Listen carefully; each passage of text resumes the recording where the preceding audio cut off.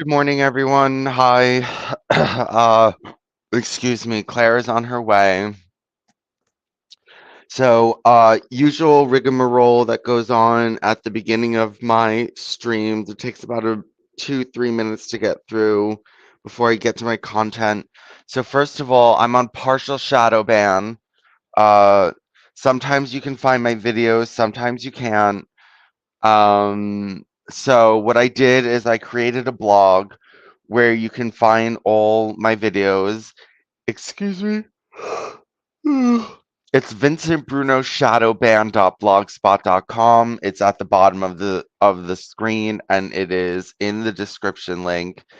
And if you go there, you will be able to find uh all my streams. And even if you can see the streams on my channel, uh, the first three streams are not available. Even then, I can't find them. So,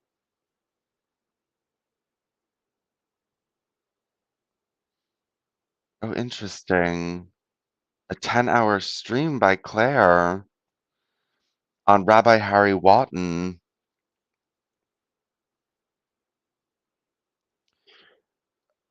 Okay, so if you just give me a second, what I need to do is I need to copy the link and I need to send the Facebook link out. I got to do this because I have very few subscribers now because, my channel got terminated and yeah, my channel got terminated. So I send out the link on Facebook and I send it to Claire so that she can send it out. And then the last thing that I need to do is put it up on my website. But anyway,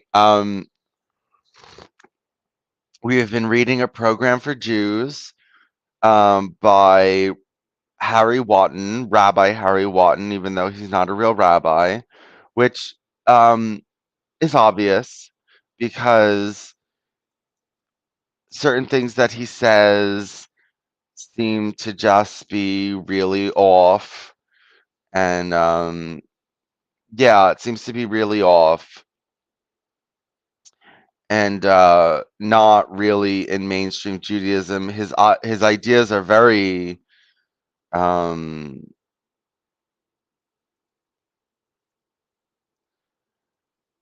uh, outside mainstream Judaism. Definitely, he said something about God resides within the Jews, which sounds like idolatry to me. And basically, so to sum up what he's saying, he says that it's about the Nazis. It was published in 1939. So he said that what was going on, um, that the Jews should support fascism because he said fascism was the future anyway, because he said fascism is state capitalism, and state capitalism is the transition phase between capitalism and socialism. So, and he says that socialism is Jewish. And so, um, the Jews should support fascism, but excuse me, he also said that you know, if you don't support fascism, the fascism are going to view the Jews as enemies, and then the fascists are going to go after the Jews and they're going to get the Jews, which is what happened. So the Jews didn't really listen to Harry Waton, Rabbi Harry Waton's. The rabbi is honorific. It's not real. Rabbi Harry Waton, they didn't listen to him and they got killed, right? Because he was prophetic. He said in 1939, he said, "Support the Nazis, or they're going to kill Jews." So he was right, and he talks about the biology. He talks about race and the Jewish race and the Aryan race. and how they're different, and how the Aryan race is Japheth, and was meant to go out and beautify the world, and and invent. And basically he put it this way, excuse me, he put it this way, that how am I trying what am I trying to say? He put it that like the Aryans or the Japhethites, the Europeans, the white people, were sent out like the builders to build the university. Okay, so we build the college, and then the Jew goes in to teach in the college, and the Jew's function is more important than the builder's function. Um, he said basically that the Nazis are scared of the the Jews because they're superior. And so he brings up this concept of how, so he's saying that the Nazis want to defeat the Jews as they are, as who they are right now. And he said that that's not going to happen. The only way that the Nazis will defeat the Jews is if they change and become more Jewish. So he says you have to learn from your enemies, right? And if your enemies have a certain virtue that you don't, you should just admit it and absorb it. And so he was saying that, yeah, you have to admit it and absorb it. Politicus is here, and he said, yes, Harry Waton was a Jewish supremacist.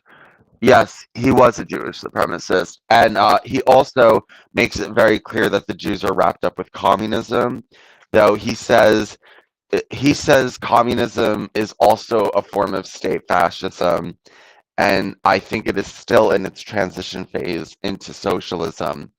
Um, he said that the Nazism was basically based on communism, and that the theoreticians behind Nazism are former communists. So he was linking them together a lot, and he says that basically what's going to happen is that there will be like a synthesis between the two. But I'm waiting for Claire so I can say why this thing is called Gays Must Change, because I've been thinking about that a lot, but I don't want to start until Claire gets here. Let me see where she is. Give me a second. So if anyone's interested in reading this book, um, be careful. There's a short version. So he wrote a program for Jews, and it's a short version. It's about 15 pages, and you might want to read it and then his book, which is 200 something pages, is an expansion on his little speech or on his little pamphlet. And you want to read the long speech if you're interested, though I have been reading it. Okay, Politicus is gone now. He said he'll be back. Um, what else can I say before Claire gets here? Well, oh, I wish Claire was here. Let me just see where she is.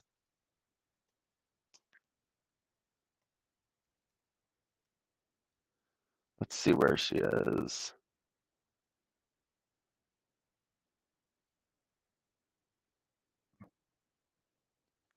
Oh, she must be coming soon.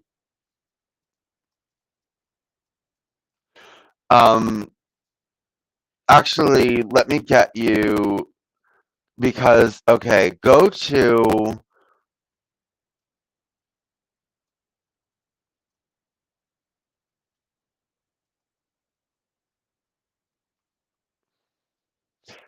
Um, let me find that website that has. Okay, if you want to read the long version, go to Mailstar, mailstar.net /Watan program HTML.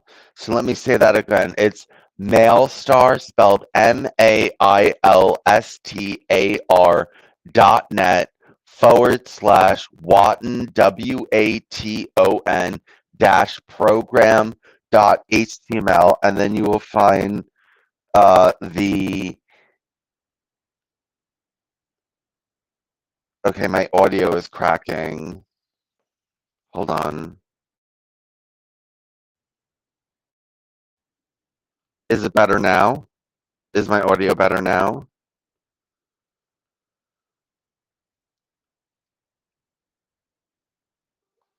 Tinkle Tink, is my audio better now?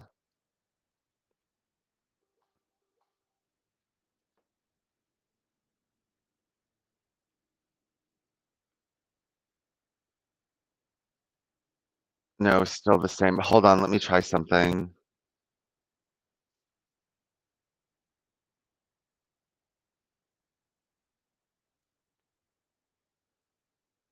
Claire, you're trying to get on. Claire, you're trying to get on, but there's something wrong with. There's some. Go out and come back in. There's something wrong. It won't let me add you. Okay, and give me 1 second. Give me 1 second.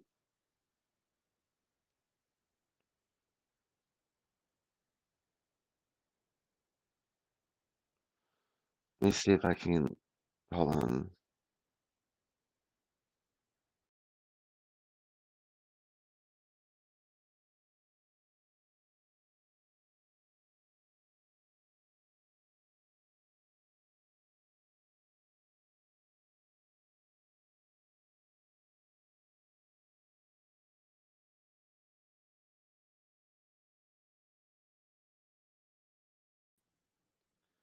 Hello? Is it better now? Tinkle Tink is it better now? Is my audio better now?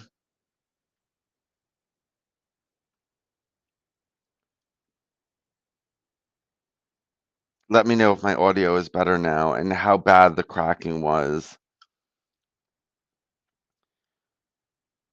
Hopefully it's better now and it's not so crackly. Let's see what he says.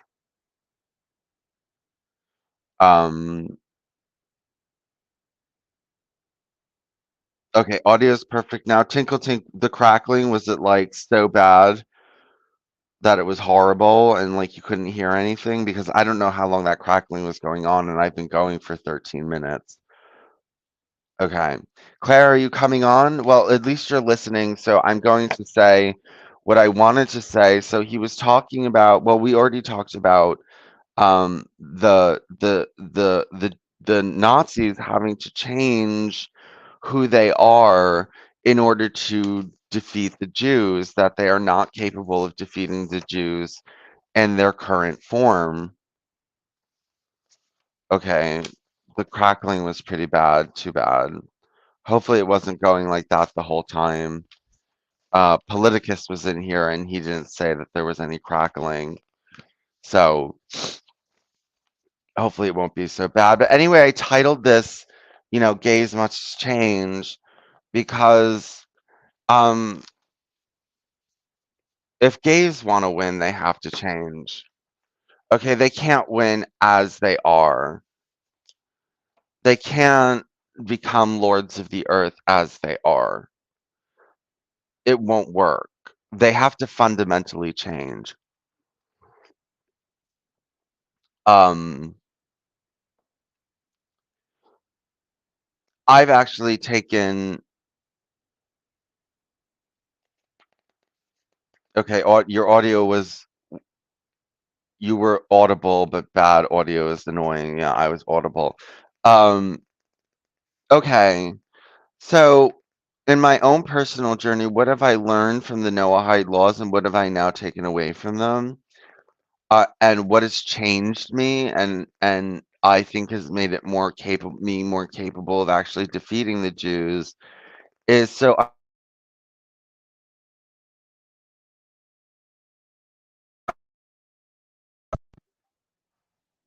hello? Hello? Okay. Um, Under Noahide law, it's according to Alan Cecil and what would seem Nachmanides, it's okay to be a non-theist. Okay, you don't have to believe in God, but it is a bad thing to be a polytheist. And more importantly to me, it's a bad thing to believe in the occult, right? Astrology, numerology, palmistry, all these other kind of things, and that was kind of my problem. And I've come to realize that the advice against the occult is actually a good idea.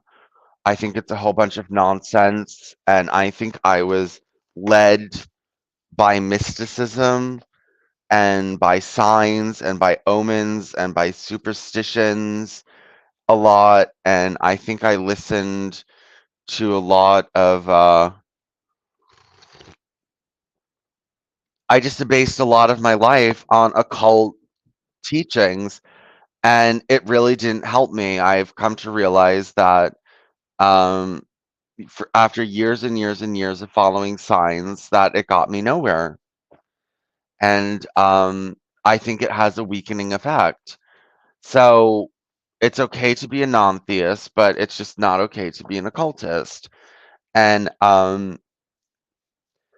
so I've realized that now a lot of people who are against the Jews, a lot of the anti-Semites in the right are occultists, and the occult has a big role in the dissident and the far right.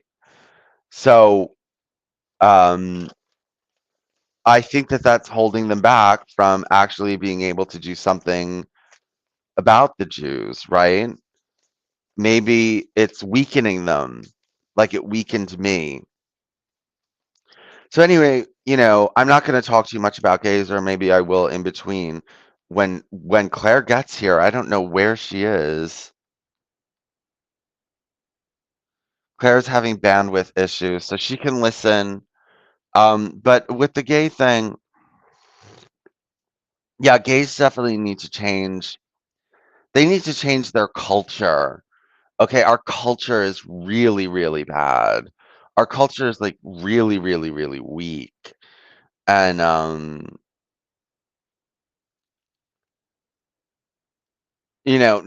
it seems like there's not tons more than sex that unites us, and that's not enough to unite a people. Your sexual tendencies are not really going to bring you together in a meaningful way because it's not an ideology. It's not a set of principles. It's just and the other thing is the only thing that brings homosexuals together is persecution. Okay, we have nothing else in common besides our sexual preferences, and if the sexual preferences become widely accepted and there's no longer any pressure, then what is the need for gays to be united? I would say, and it has happened as gay marriage and everything has come in, and gays have more respect, they need each other less now. And yeah, they need each other less. And um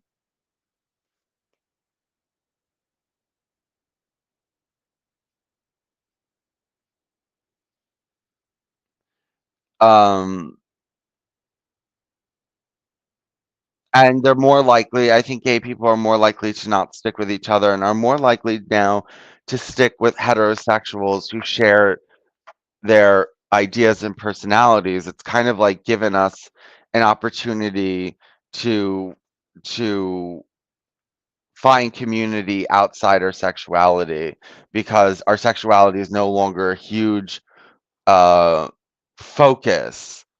in society. People are no longer being like, "Oh, you're gay, you're gay, you're gay, you're gay." So we're no longer like congregating around that. So the only reason that gay men need to really be around each other is for sex, right? Um, and and whatever, I'm a gay supremacist and stuff like that. But um,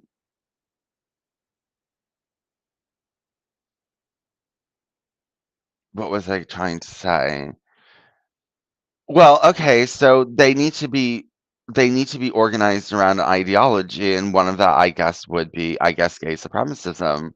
I guess if the gay community is going to survive as a community and is going to actually get anywhere beyond now just marriage, we're going to have some kind of ideology that unites us. And I mean, so I'm trying to say, well, the world would be better administrated by gay people, and just believe that, and believe that you should be there at the top, and then get them to collectively believe this, and then get them to start working on it. And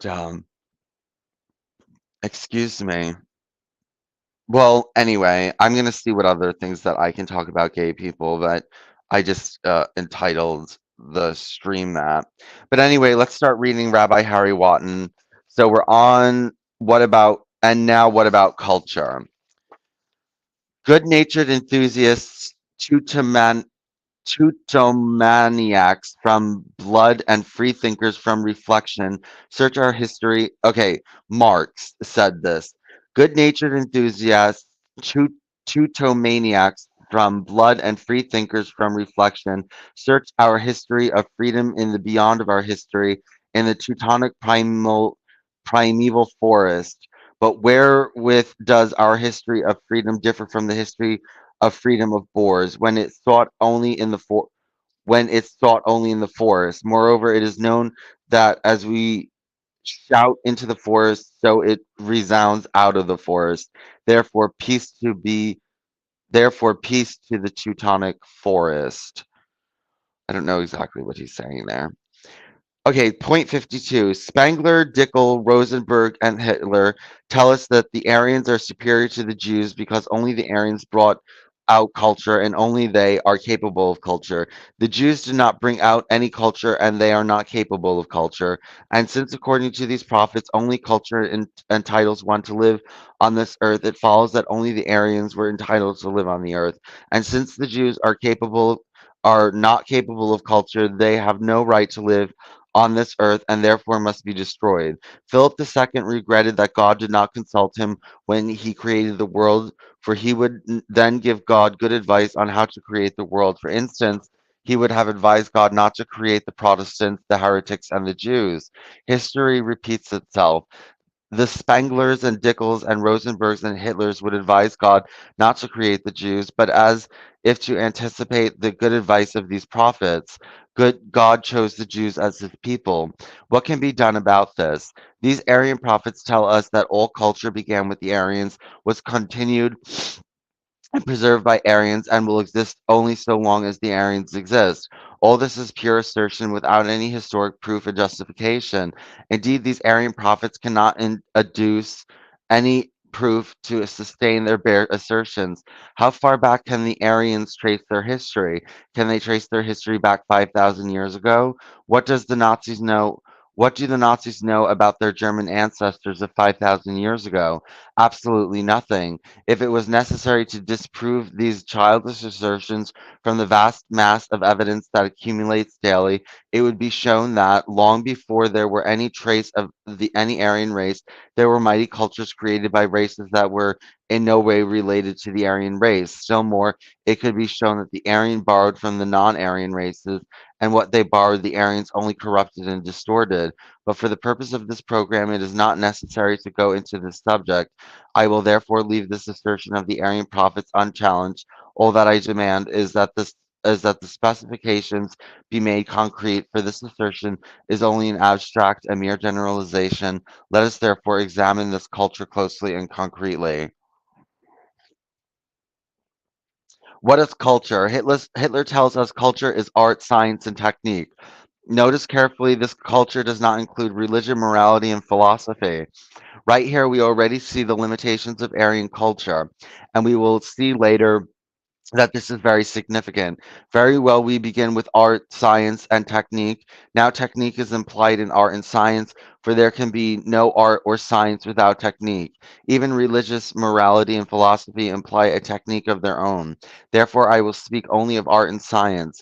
Marx said the anatomy of the human being is the key to the anatomy of the ape, for the information of the higher animal is the in the lower ones can be understood only if the animal of the higher order is already known.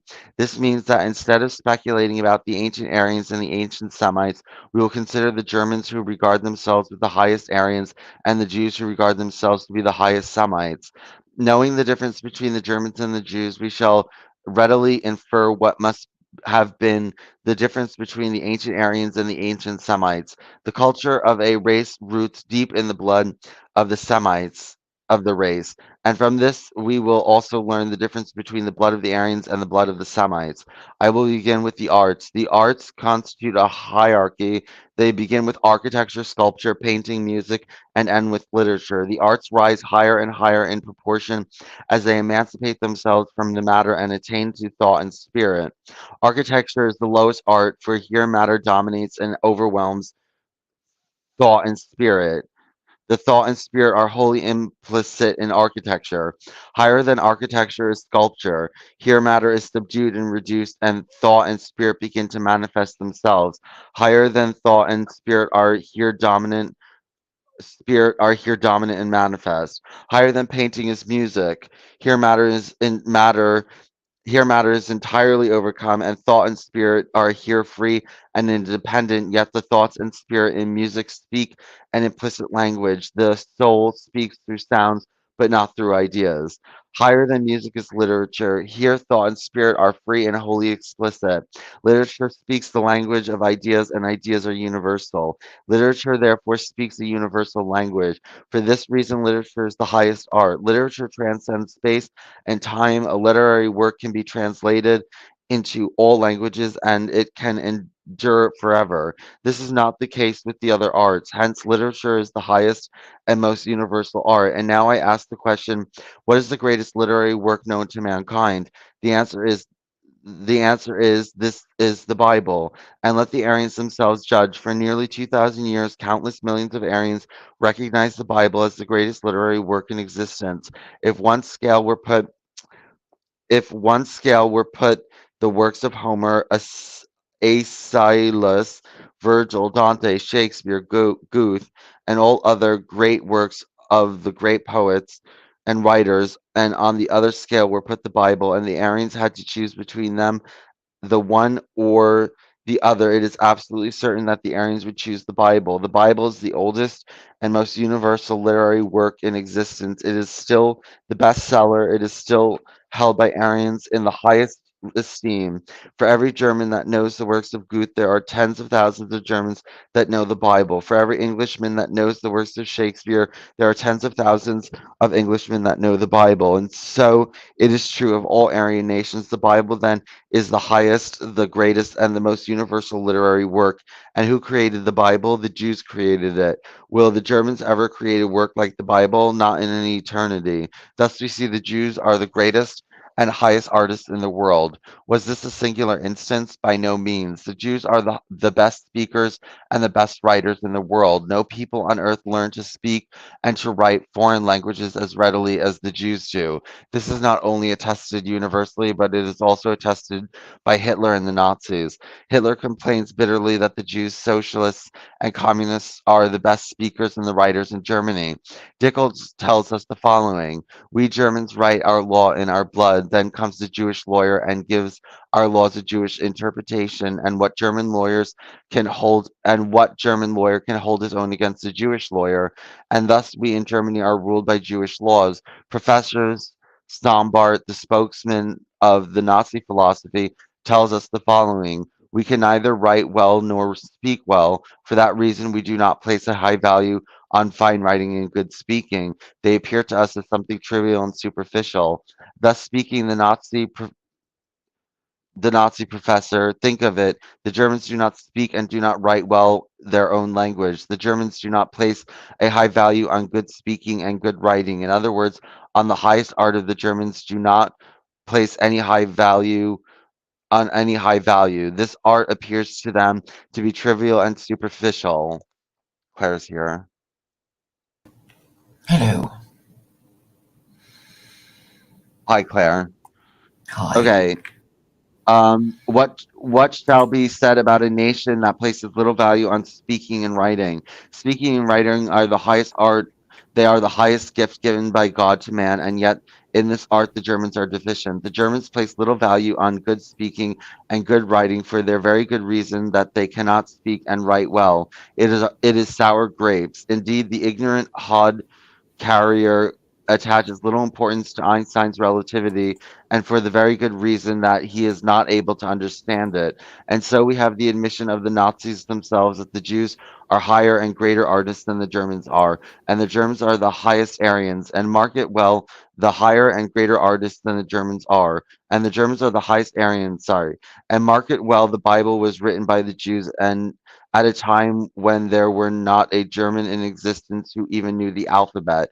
The Germans are good builders, they make good tools, and they can produce cheap and good commodities. In other words, in the material arts, the Germans are preeminent, but in the arts of thought and spirit, the Jews are preeminent. If the Germans think that the building of the temples, the making of the statues, and painting pictures are higher than writing immortal books, then the Germans confess by this they still root deep in the material world. And the fact that the Jews attach great importance to thought and spirit shows that the Jews have their soul and essence in thought and spirit. The Nazis charged the Jews with being materialists, but now we see that the Germans are the grossest materialists, and to confess from the word their gross material and to conceal from the world their gross materialism, the Nazis charged the Jews with being materialists. How quickly the Nazis were in taking away from the Jews their material possessions. The Nazis burned books, but they did not burn the Jewish material possessions and material interests. What hypocrisy! What lie! So what do you think about that, Claire, that the Germans didn't place a lot of emphasis on language and speech? Um, I don't know if it's actually true. I think the Germans consider themselves quite cultured, don't they? They pride themselves on the German idealists who were the philosophers of the time. I'm sure Germans thought they were a great civilization, didn't they? Well, The yes, Holy but Roman Empire and all that. well, okay, but it is true, and he gave an example that, the Germans are always complaining about Jewish verbal and written intelligence. And I've actually heard that a lot in the dissident right. Everyone talks about, oh, the verbal intelligence of the Jews, the verbal intelligence of the Jews. It does scare the the the far right, the verbal intelligence of the Jews, and it has gotten them somewhere. Um, yeah, Yeah, obviously I, their verbal intelligence, they do have a higher verbal IQ, I think.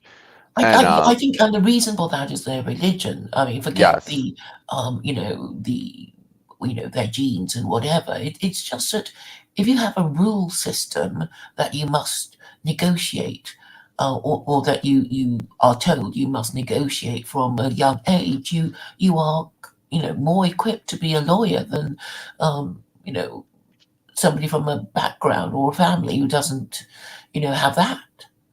yeah, and it's also the Jewish studying Jewish law and studying Judaism is very tedious, and there's a lot of you know thinking and rethinking and putting, Arguing. yeah, arguing, and also there's a lot of saying something in a way that makes it sound like it's something else, but that's not actually what you mean. Um, They're very Well, they're very clever in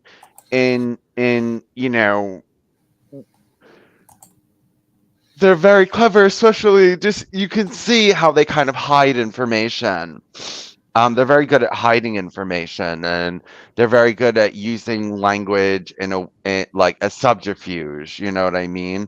As subversion, so that they'll write something, and the plain reading of the text seems to be one thing, but once you go talk to them about what did they actually mean, and if you go in and read all their footnotes, and if you look at their bibliography and you look at what they're talking about, then they don't actually mean exactly the way it sounds like what they're meaning. yeah, I mean the layers of interpretation and layers of commentary, which is kind of academic. I Yes, was thinking that their new year, which starts in the autumn, is kind of the beginning of the academic year as well. Rosh Hashanah is a September thing, isn't it? Kind of like the academic year. maybe. And oh, what was I gonna say about it? um oh, I can't remember. But But yeah, one thing, uh, it is their religion that helps them become like this, because they're so steeped in their literature, and it's this kind of system. It's not You're not just reading a philosophy, it's a legal system, and to be debated, and also to be, to wiggle your way out of it, because we do know that the Talmud kind of wants to make Jews' lives easier. And so it kind of gives them wiggle room. Like, oh God, she always, I wish I could look it up. There's something like in the Talmud, you're not supposed to travel on a certain day or take a road towards an idolatrous city when they're doing one of their festivals. But then they found some way you could do it. I forget. It had something to do with going down a specific kind of road that didn't directly lead to the city or something like that. And, they kind of find all these different ways in order to get around the rules, right? yeah, yeah, and also um, for the sermons of these rabbis, that questions are encouraged. It's not like, some sort of show that Christians put up, that you're participating in a ceremony and you're not expected to speak. That they actually, you know, treat the congregation like school children and ask them questions and tell them off if they get the answer wrong. I mean, I've been to one of them, and they're all excited and do ask questions and get told off, and it's fun. It's fun, you know. Yeah. And it's a questioning kind of religion, and also when I used to go to this mosque in East London, um, they were okay. The imam would come to the women's part of the mosque, and and he'd hide.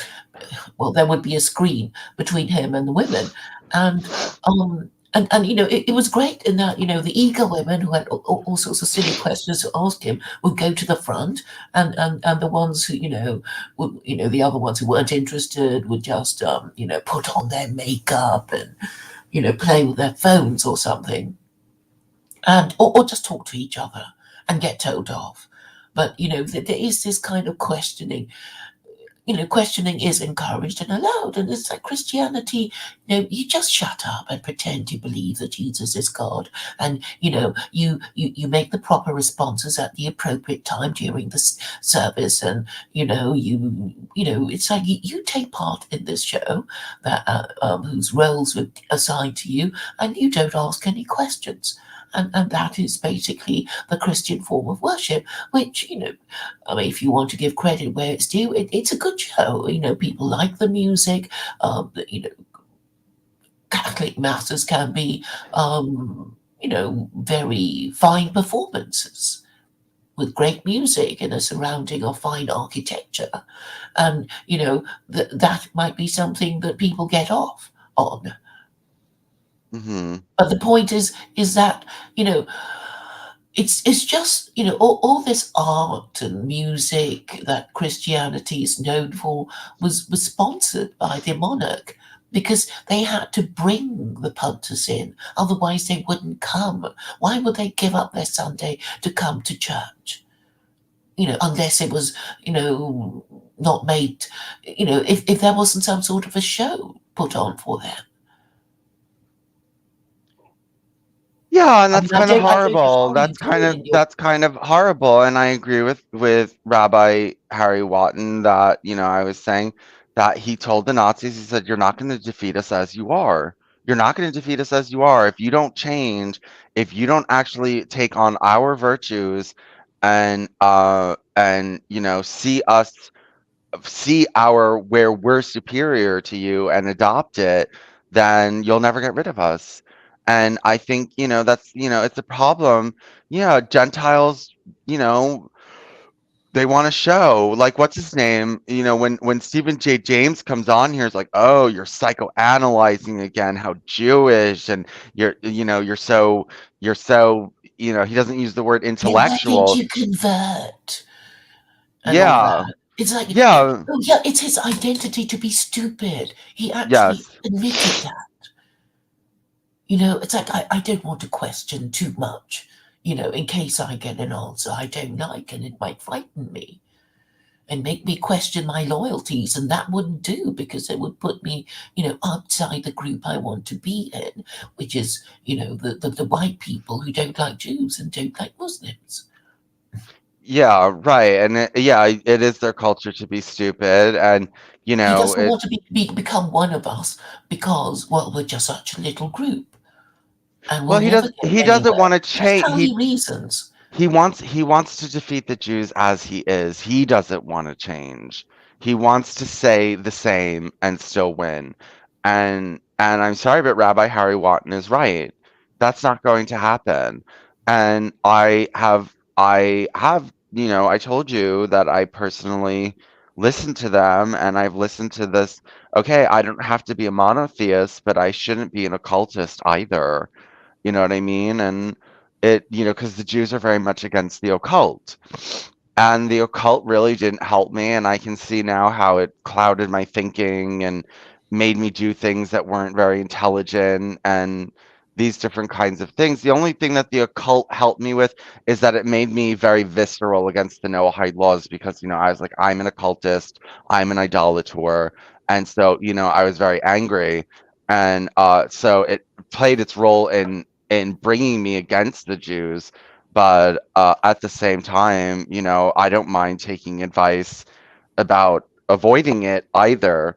You know what I mean? And it might be easier to fight the Jews not from a very spiritual perspective. Maybe that's a good idea. Maybe, the Nazis and a lot of people have a very spiritual fight against the Jews, right? And it either has to do with a Christian spiritual fight or a pagan spiritual fight. It's very spiritual. And I guess there are atheists in the far right, right, that still dislike Jews because, whatever they allowed, tranny store out, or they seem to be, or at least liberal Jews seem to be behind tranny story hour and stuff like that.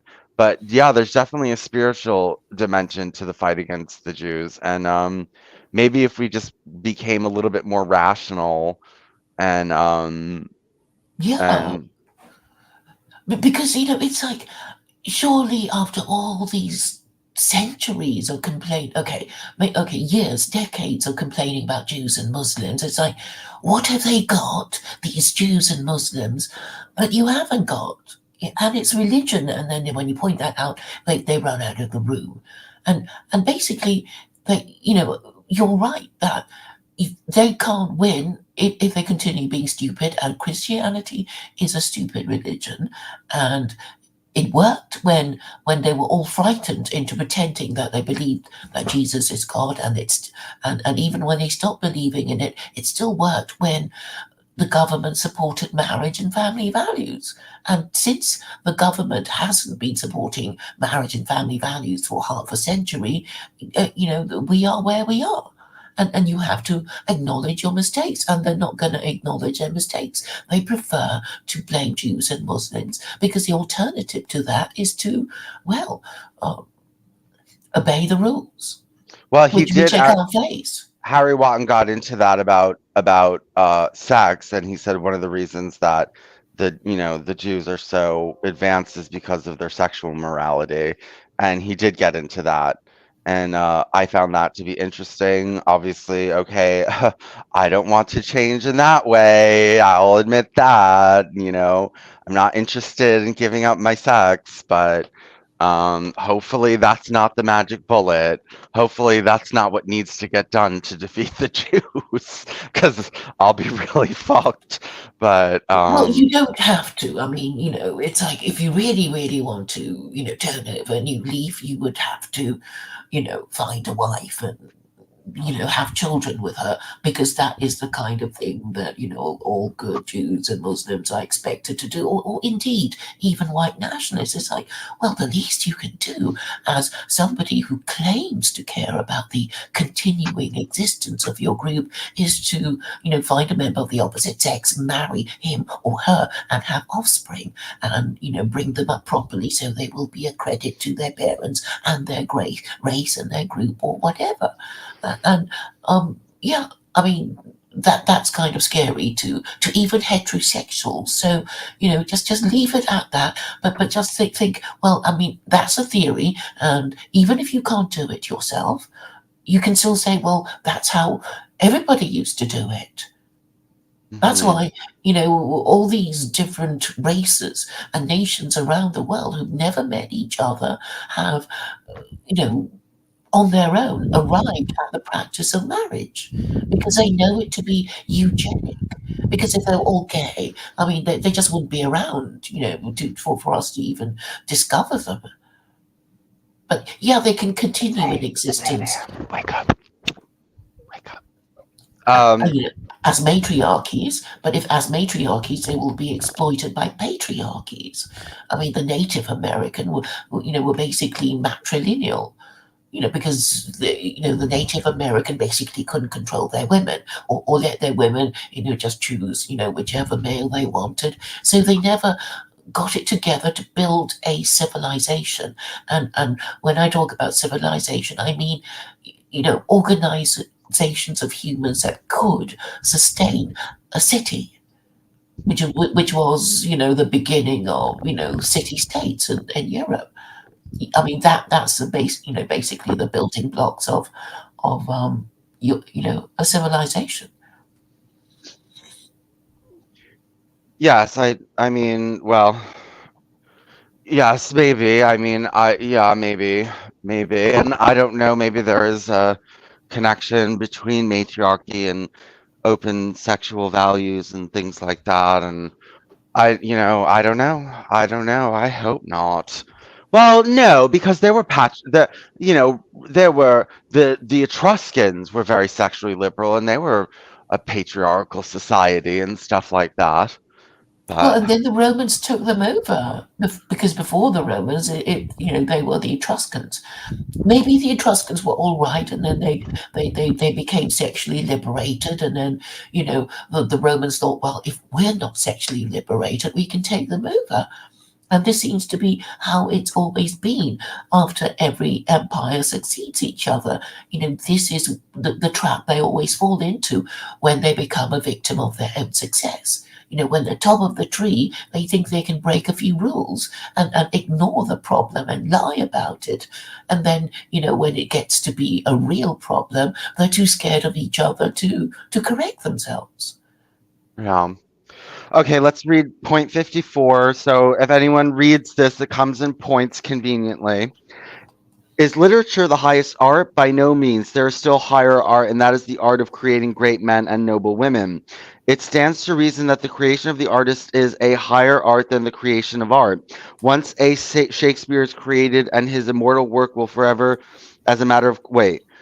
Once a Shakespeare is created and his immortal works will follow as a matter of course, and a Shakespeare has to be created, for he cannot create himself, and the creator of Shakespeare must be far greater than Shakespeare himself, for Shakespeare could not reproduce himself.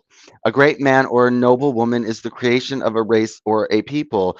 I will mention a few names: Abraham, Isaac, Jacob, Joseph, Moses, the prophets, Jesus, and the apostles, Sarah, the mother of Isaac, Rachel, the mother of Joseph, Rochebed, the mother of Moses, Hannah, the mother of Samuel, Mary, the mother of Jesus. Here you have a few of the greatest men and noble women that mankind know. Have the Aryans and especially the Germans produced such men and such women? But the Jews did produce such great. Wait.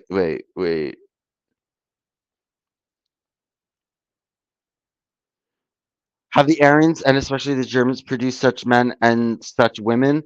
But the Jews did produce such great men and such noble women. By the fruit ye shall know. Such great men and such noble women do not fall from the sky, nor do they come by accident, nor can they arise among the people that are not capable of bringing out such men and such women. Do men gather grapes of thorns or figs or of thistles? Even so, every good tree bringeth forth good fruit, but a corrupt tree bringeth forth evil fruit.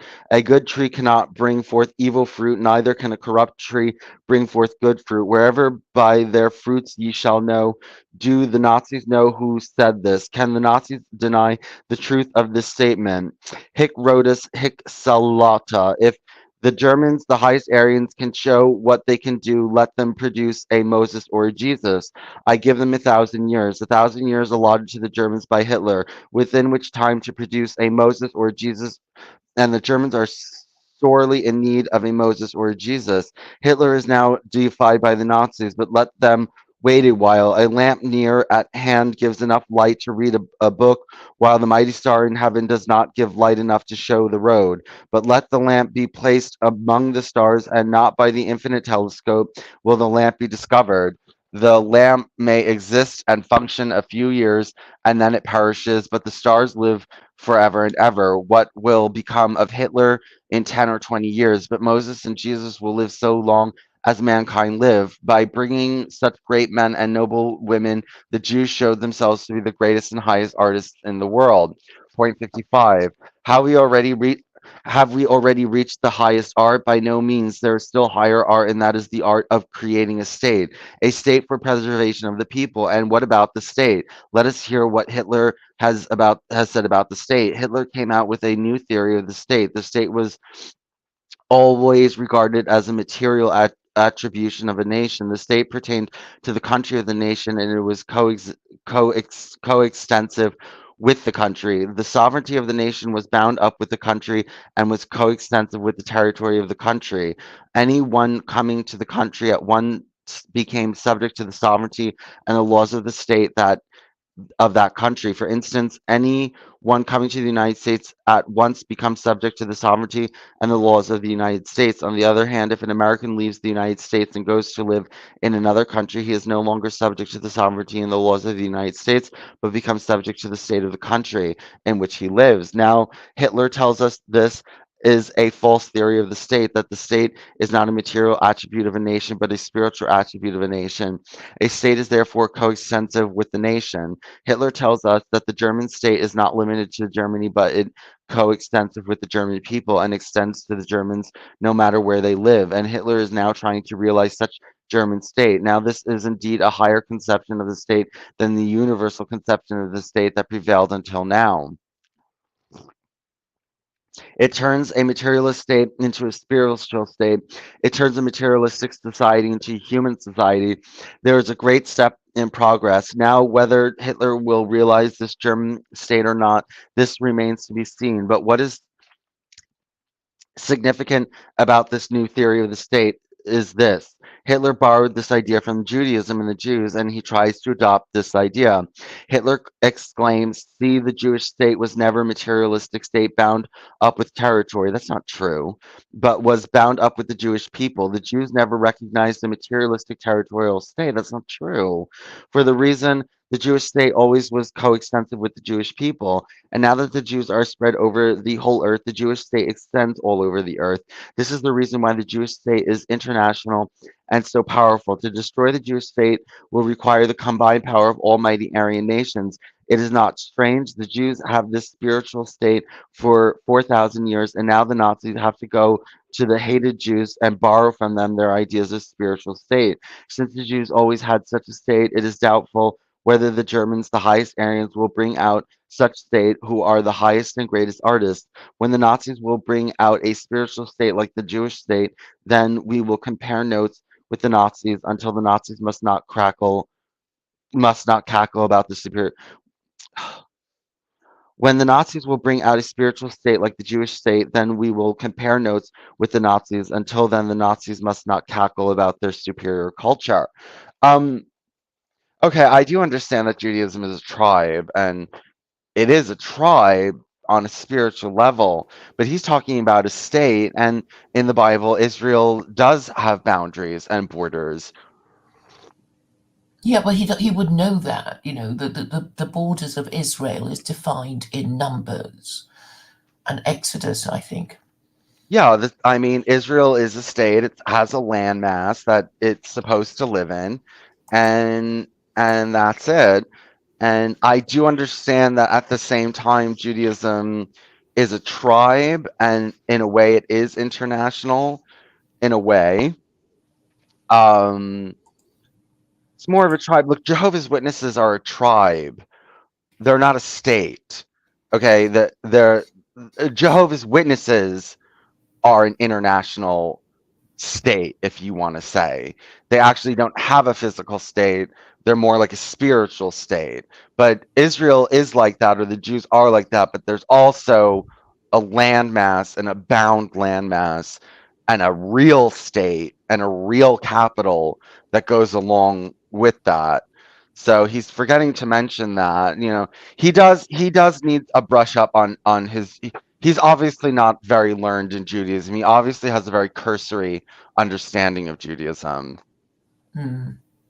So what was he saying again that you said was not true? Oh, So I that don't that really know. that Israel doesn't have like a physical boundary and that it's not like really a really materialistic state, Right.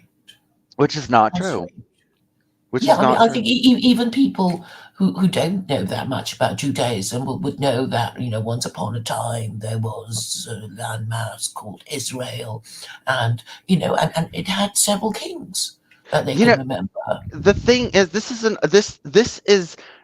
is not directed at religious Jews. This is directed at secular, liberal, atheist Jews, and and I don't know. Maybe this is just the way. Maybe that's the way they think, and maybe you know what I mean. I could see wishy-washy Reform Jews saying, "Oh, we're not a state, we're a tribe, and it's all spiritual, and it has nothing to do with conquering the land of Israel and that kind of thing." So, No, I was trying to work out Watton's motivations, and I think basically he just found National Socialism attractive as a political ideology.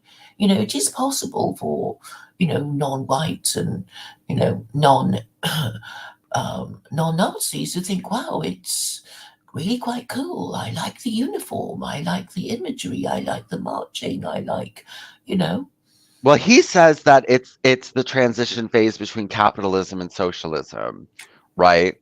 He says and it's he's a socialist. Are you saying that? Well, he says that Judaism is socialism and communism and everything, and he keeps saying these things. So yes, I think he's a socialist. Yeah, so he's also a national socialist, but obviously, you know, his ideal form of national socialism is one that isn't mean to Jews, but otherwise he finds the idea of national socialism attractive. Right. I think in the modern day times, the program, if Harry Waton was alive today, I think he would want Israel to become a national socialist state and for it to support other ethno-nationalist nationalist states. Mm. So anyway, let's read point 56. Have we already reached the highest art? Not yet. There is still higher art, and that is the art of self preservation.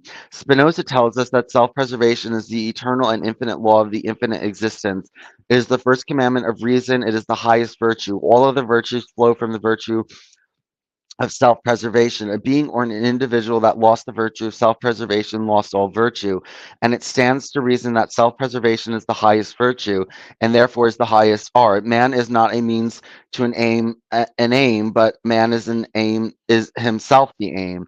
All that man does and creates has only one purpose, and that is to serve man in this world. Every living being is surrounded with with infinite other beings and elements that constantly prey upon living being and endeavor to destroy it. To preserve oneself in such a world is indeed the highest art as well as the highest virtue. This is the reason why life was bestowed infinite care and vigilance to preserve the living being. And now let us again hear what Hitler says about the highest art and virtue. He tells us that the Jews have developed the art and virtue of self preservation in the highest degree and demand that the Germans should endeavor to acquire the same art and virtue that the Jews possess. Indeed, the Jews attained to the highest degree the art of self preservation. The Jews are the oldest cultured people in existence. Their cultured existence alone is nearly 6,000 years old. During these 6,000 years, the Jews always lived in a world that was hostile to them and were always surrounded by mighty enemies that sought to destroy the Jews. And yet, though numerically the Jews were always a small people, they survived all their mighty contemporary enemies and preserved themselves to this day. And not only did they preserve themselves, but they also preserved their pristine youth, vigor, progressiveness, so that though the Jews are the oldest cultured people on earth, they are younger, more vigorous, and more progressive than the youngest nation on earth. Because of this high degree of art and the virtue of self preservation, the Jews never thought of death and do not think of death, whereas the Germans, the highest Aryans, already made their last will and testament, and they accept to die in about 1,000 years from now. Okay, let's keep going. I don't want to just, well, anyway, we can go back and discuss that, but just for the sake of, you know, we're only a third of the way done with this book, and, so anyway, there is yet a still higher art, and that is the art of self reproduction. The Jewish soul gave birth to the Christian soul, which embodied itself in Christendom and brought out the Christian nations, the Christian religion, Christian philosophy, Christian morality, Christian culture, and Christian institutions. What an infinite achievement. Elohim created man in the image of Elohim. The Jewish soul created a soul in the image of the Jewish soul. Can the German soul create a soul like the soul which the Jewish soul created? The Nazis claim that the German nation was corrupted by Christianity and the baneful influence of Judaism and the Jews. And for this reason, the Nazis are determined to destroy Christianity, Judaism, and the Jews. And suppose Christianity, Judaism, the Jews never affected the Teutons and the Teutonic primeval forest, what would become of those Teutons? They would still be on the level of boars in the forest. That this is not merely a matter of speculation is shown by the fact that the Nazis, who completely purged themselves of the poison of Christianity, Judaism, and the Jews, reveal themselves to be nothing else than the wild boars of the forest. What virtues have the Nazis substituted for the virtues of Judaism and Christianity? The virtues of the boar: brutality, cruelty, pitilessness, and sadism. For the ungratefulness to Christianity, Judaism, and the Jews, the Germans will pay a terrible penalty. The day is this ungratefulness to Christianity, the day is near at hand when the Germans will cry to Christianity and Judaism for help. The day is near at hand when when the day is near at hand when the Germans will rise in righteous indignation and destroy the insane and idolatrous worship of the Moloch Hitler and will exterminate his brood. The conclusion is that in the realm of the lower material arts, the Aryans are and will are preeminent, but in the realm of the spiritual arts, and Jews are preeminent. Since the Jews fully recognize the preeminence of the Aryans in the material arts, the Aryans must fully recognize the preeminence of the Jews in the spiritual arts. Neither the Jews nor the Aryans determined themselves to be what they are. It was the God that determined that the human race should be differentiated in each race, each nation, and each people assigned a different task. And in this task, that race, nation, or people is preeminent. Since it is all the work of God. No race, nation, or people can boast and say, I have created all this. It is high time that we stop this nursery boasting and we face one another as equals and fully recognize the merit of one another. The Jews loved the German people, the German language, and the German culture, and the Jews still love them. In turn, the truly intelligent and culture Germans also love the Jews and the Jewish culture. The day is near at hand when this love between the Jews and the Germans will come to life again, and that love will thrive and prosper. And the Nazis know this very well. This is the reason why their insane despair. In their insane despair, they seek to forestall destiny, but it is in vain. No one can forestall destiny. So much for the arts, and now we come to the sciences. Okay, I wanted to this idea that everyone was given their place in the world is very Noahidic or comes from the Noahide laws because Noah gave birth to the 72 nations and he divided up the world and told everyone where to go. And the Noahide plan is for every nation to have its own uh, uh, contribution to the world, and the Jews are supposed to be religion. And that's why Gentiles are forbidden from engaging in religion because, you know, if they're not going to do it right, they're not going to do it the way it's supposed to be done. And it is interesting. I mean, that okay, I don't think the Jews are right in that we need to go into monotheism, but I think they are right about all of the idolatrous religions, right? Maybe idolatry is not a good idea. And maybe it's not. Maybe Yeah, it's because if you are, yeah, I mean, I think the difference is really, if you're not an idolater, you have a book of rules that you are supposed to think comes from God. So you would respect those rules better than any book of rules that any mortal infallible man made up. So that belief or supposed belief has the function of making these people obey these laws from generation to generation to preserve their Jewish or Muslim identity. well, the Jews have, I think, yes, I'm pretty sure the Jews do have an obligation to believe in God, unlike the Gentiles. And so they are given that extra boost to help them keep the Torah, right? Um, And so, and so, so do the Muslims, to be fair. well, yes, the Muslims need God in order to kind of keep them on their path, but under the Keep them Noahide, obey. yes, but under the Noahide laws, you don't necessarily need God, um, and that I mean, yeah, that just it opens it up. So according to them, it's okay to be a monotheist, and I don't know if that's great either, to be honest with you. It's just Um, easier to believe. It's just easier to believe. If the best religion. I mean, you were talking about making up your religion a few days ago. And it's like, well, if what are the features of a good religion? Obviously, your God has to be the most powerful God around. That's a number one, requirement, isn't it? yeah, your Isn't God it? has to be the no, yes, or supposedly, I mean, it needs to Yeah. be. Or conceptually.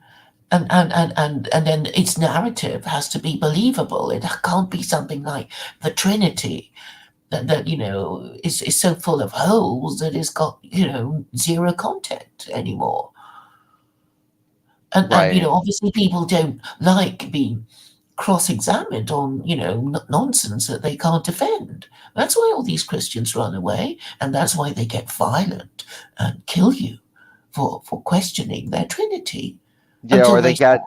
they stop answering, like, really, like what's his name last night, Jim Bendek or Bowden, Jim Bowden Bowden.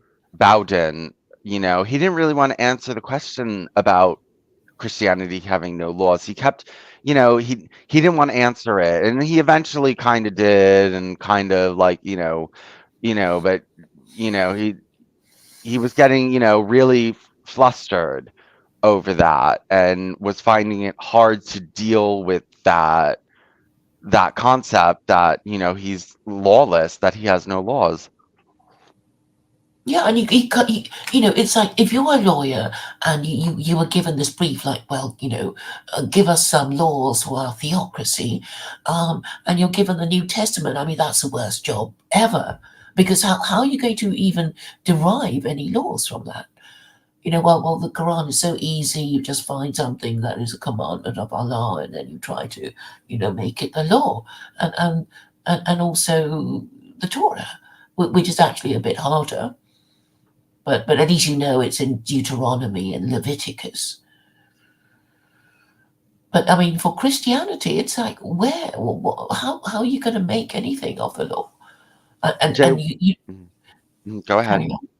Go No, I'm ahead. just saying, you know the New Testament, and you would know it is really hard to extract a law from them. Yeah, no, you can't. Because I mean, Jesus was just really confusing, and he saved this adulteress from being stoned, and it's like, well, what are we to do with adulteresses or adulterers? Forgive them, stone them, what? No answer. What about usury? There's nothing has been said. So you can't really get anything from the New Testament. Which is why basically Christianity was used just to say, well,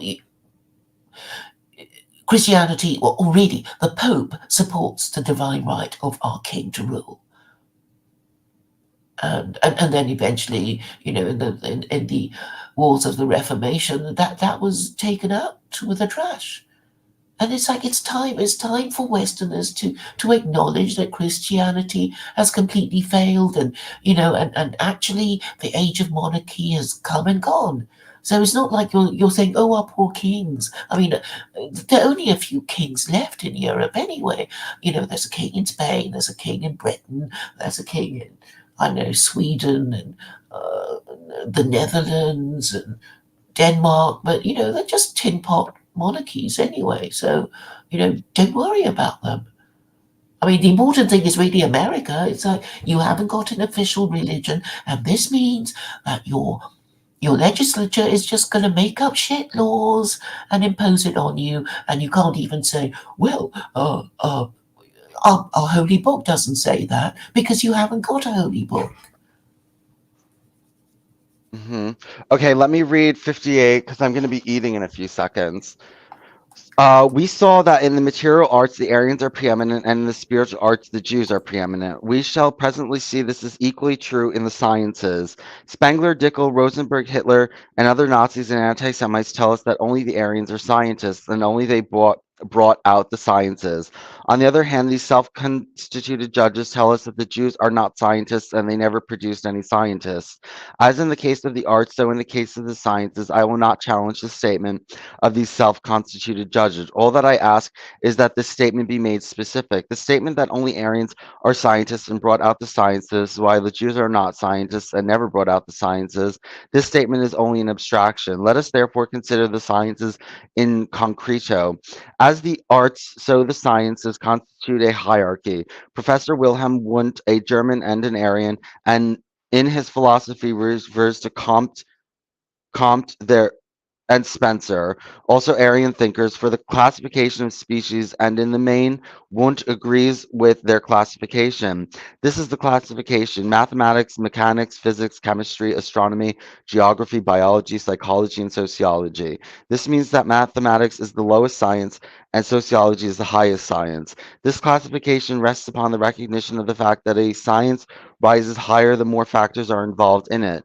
This is commonplace, and we need not elaborate on this. At this classification of the sciences we made by three Aryan thinkers, there ought to be no dispute about it. All that I wish to add that none of the Aryan thinkers recognize is still higher science, and that is history, and for the very good reason, as we shall presently see, the Aryan thinkers have not yet attained to an idea of history. And now I ask the question, in what sciences are the Aryans preeminent? The answer is the Aryans are preeminent in the lower materialistic sciences, the sciences that deal with time, space, matter, motion, namely mathematics, mechanics, physics, chemistry, astronomy, and geology. I will not stop to show that the basis of all these sciences had already been built up by the ancient races that were not Aryans at all. It is clear that a poor man who by industry and talent builds up an industry and becomes a rich man accomplishes an infinity greater than his son who inherits the business and fortune and enlarges the business. It is clear that for the ancient races out of nothing to build up the sciences was a far greater achievement than for the modern Aryans to enlarge these sciences. But I leave this out of consideration because it is not essential to my purpose. Let us then state boldly that the Aryans are preeminent in the lower materialistic sciences. And now we come to biology. What about biology? It seems that in recent years, infinitely much has been accomplished in biology. And yet, when we look deeper into the matter, we discover that very little has been accomplished in biology. Bergson showed in his creative evolution that modern science, which is Aryan science, succeeded only in the realm of matter, motion, force. Thank you, Chama. Oh,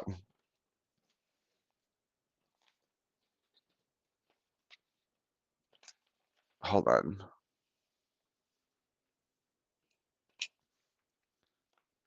Okay, thank you. But in the realm of life, modern science accomplishes nothing. Biology is the science of life. What shall be said about biology that does not know what life is?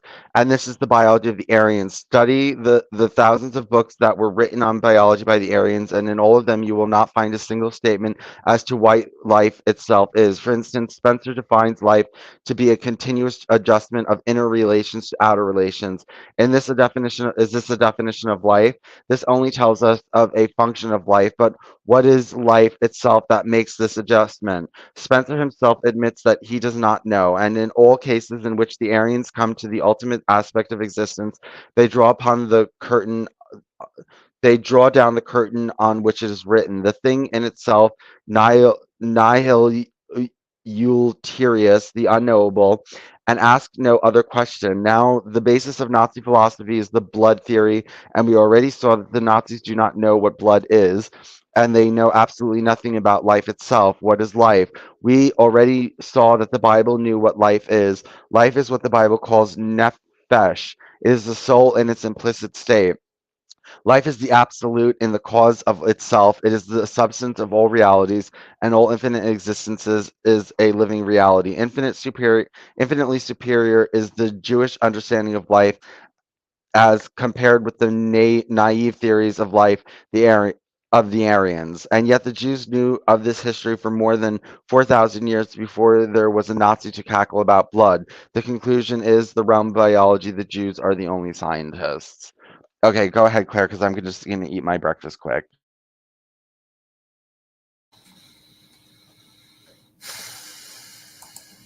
Well, I'm going to say that for Americans, they need they need a book of rules to protect themselves from each other, and the American Constitution is not enough. And I forgot to ask Vincent if he has read the farewell speech of George Washington. Not yet, not yet. Okay, well, I think it's an important book.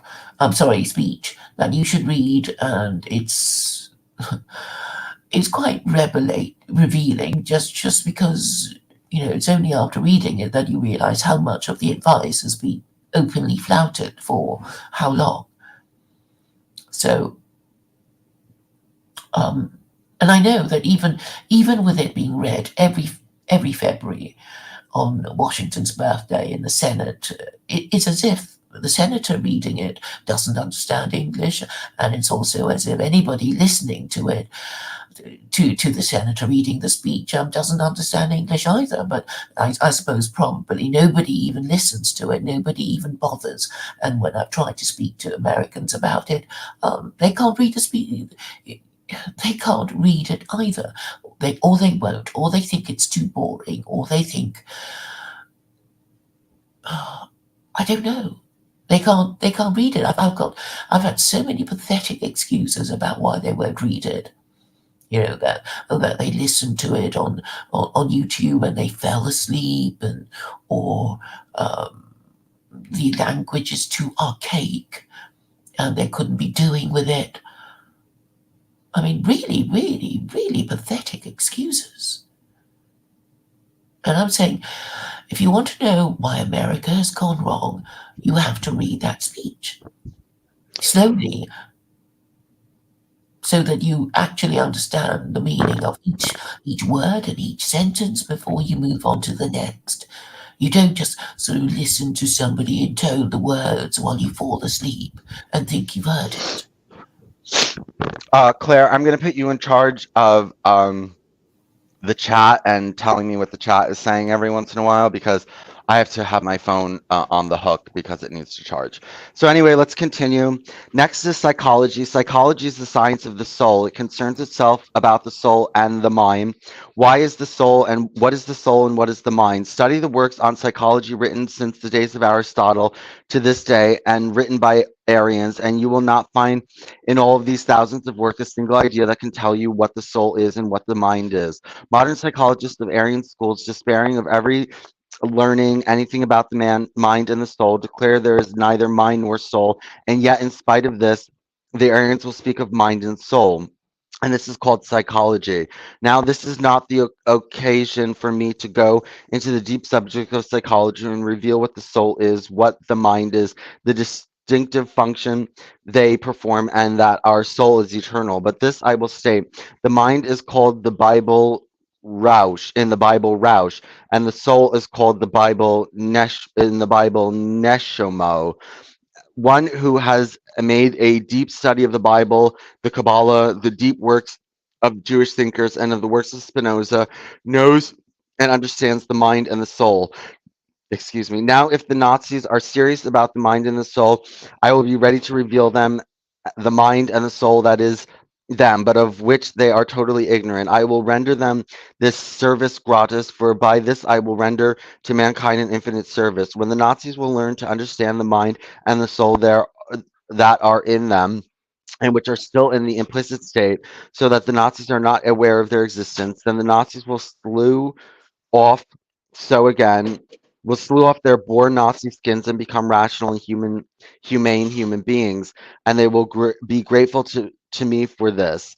And so again, we see that as in biology, so also in psychology, the Jews are the only scientists. The Aryans will achieve a wonderful task to grow up to the understanding of the mind and the soul, and the Jews attained to this understanding more than 4,000 years ago. How marvelous this is. Okay, this part on biology and psychology is rubbish. I mean, that the Jews find what life is, and so therefore they're better biologists, and Jews define what the soul is, and so therefore they're better psychologists. That's ridiculous. And also, I just want to bring up, not only does he mention Spinoza, which shows that he's not really, a really devout Jew or anything, but he also brings up the Kabbalah. I know he brought up the Kabbalah in the thing of the soul, but when it comes to talking about the soul and stuff like that, but actually, I think it's liberal modern Jews that overemphasize the um, the utility of the Kabbalah, because I mean, generally Orthodox Jews don't really want anyone reading it, even Jews reading it, unless Well, he's they're saying that you're not supposed to learn about it until after you are the age of 40, or you'll just go wrong or get the wrong idea. You have to be a knowledgeable and practicing observant Jew for 40 years before you should be introduced to the ideas of the Kabbalah. And when I went to attended a few Kabbalah classes at the London Kabbalah Centre, um, they actually said that the rabbi who thought of teaching Kabbalah to Gentiles was attacked by other Jews because they so objected to his proposal to teach Gentiles, of all people, the Kabbalah. Yeah, yeah, and they're not supposed to be doing that if they have not taught the Noahide laws. Just like a Gentile is not supposed to be celebrating the birth of Adam and Eve before they set up a court, okay? Because it's just you're not focusing on the basics, and you're not focusing on what you have to do. You're focusing on what is extraneous. Like the Kabbalah is not necessary, and it's for fun. You're not going to get any extra rewards in heaven for it. You're not going to get any extra anything for that. And God doesn't even really care. It's a neutral endeavor. And what and yeah, so teaching Gentiles Kabbalah before teaching them the Noahide laws is, not really a good idea. So anyway, let's keep going. Putting the horse before the cart before Yeah, the horse, I should say. yeah. We come now to sociology. Sociology, how many books were written by Aryans about sociology? But just as in biology and psychology, so also in sociology, the Aryans know only of the dead facts of history and society. They can tell us infinite facts about the various races and peoples, their customs, their institutions, and the like.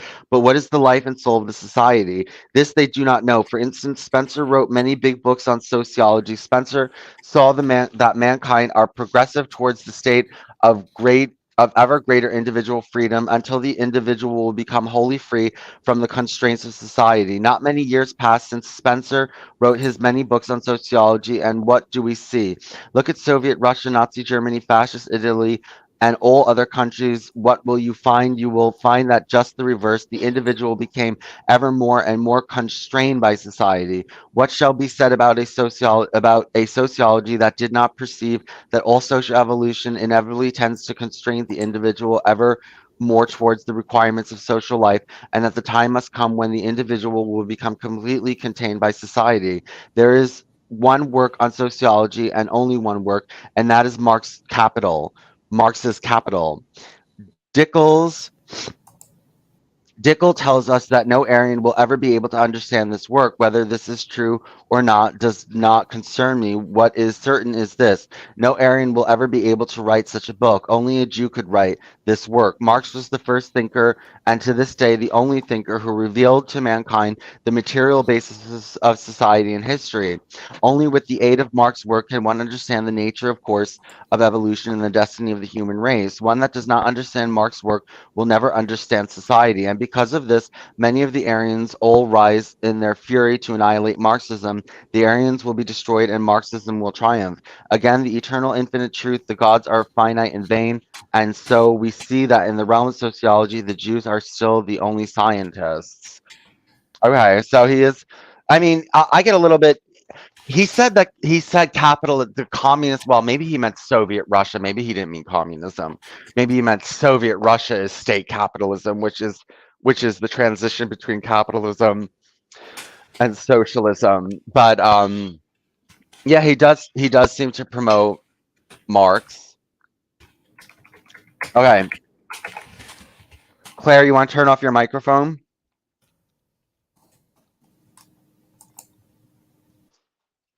And now we come to history, the highest science.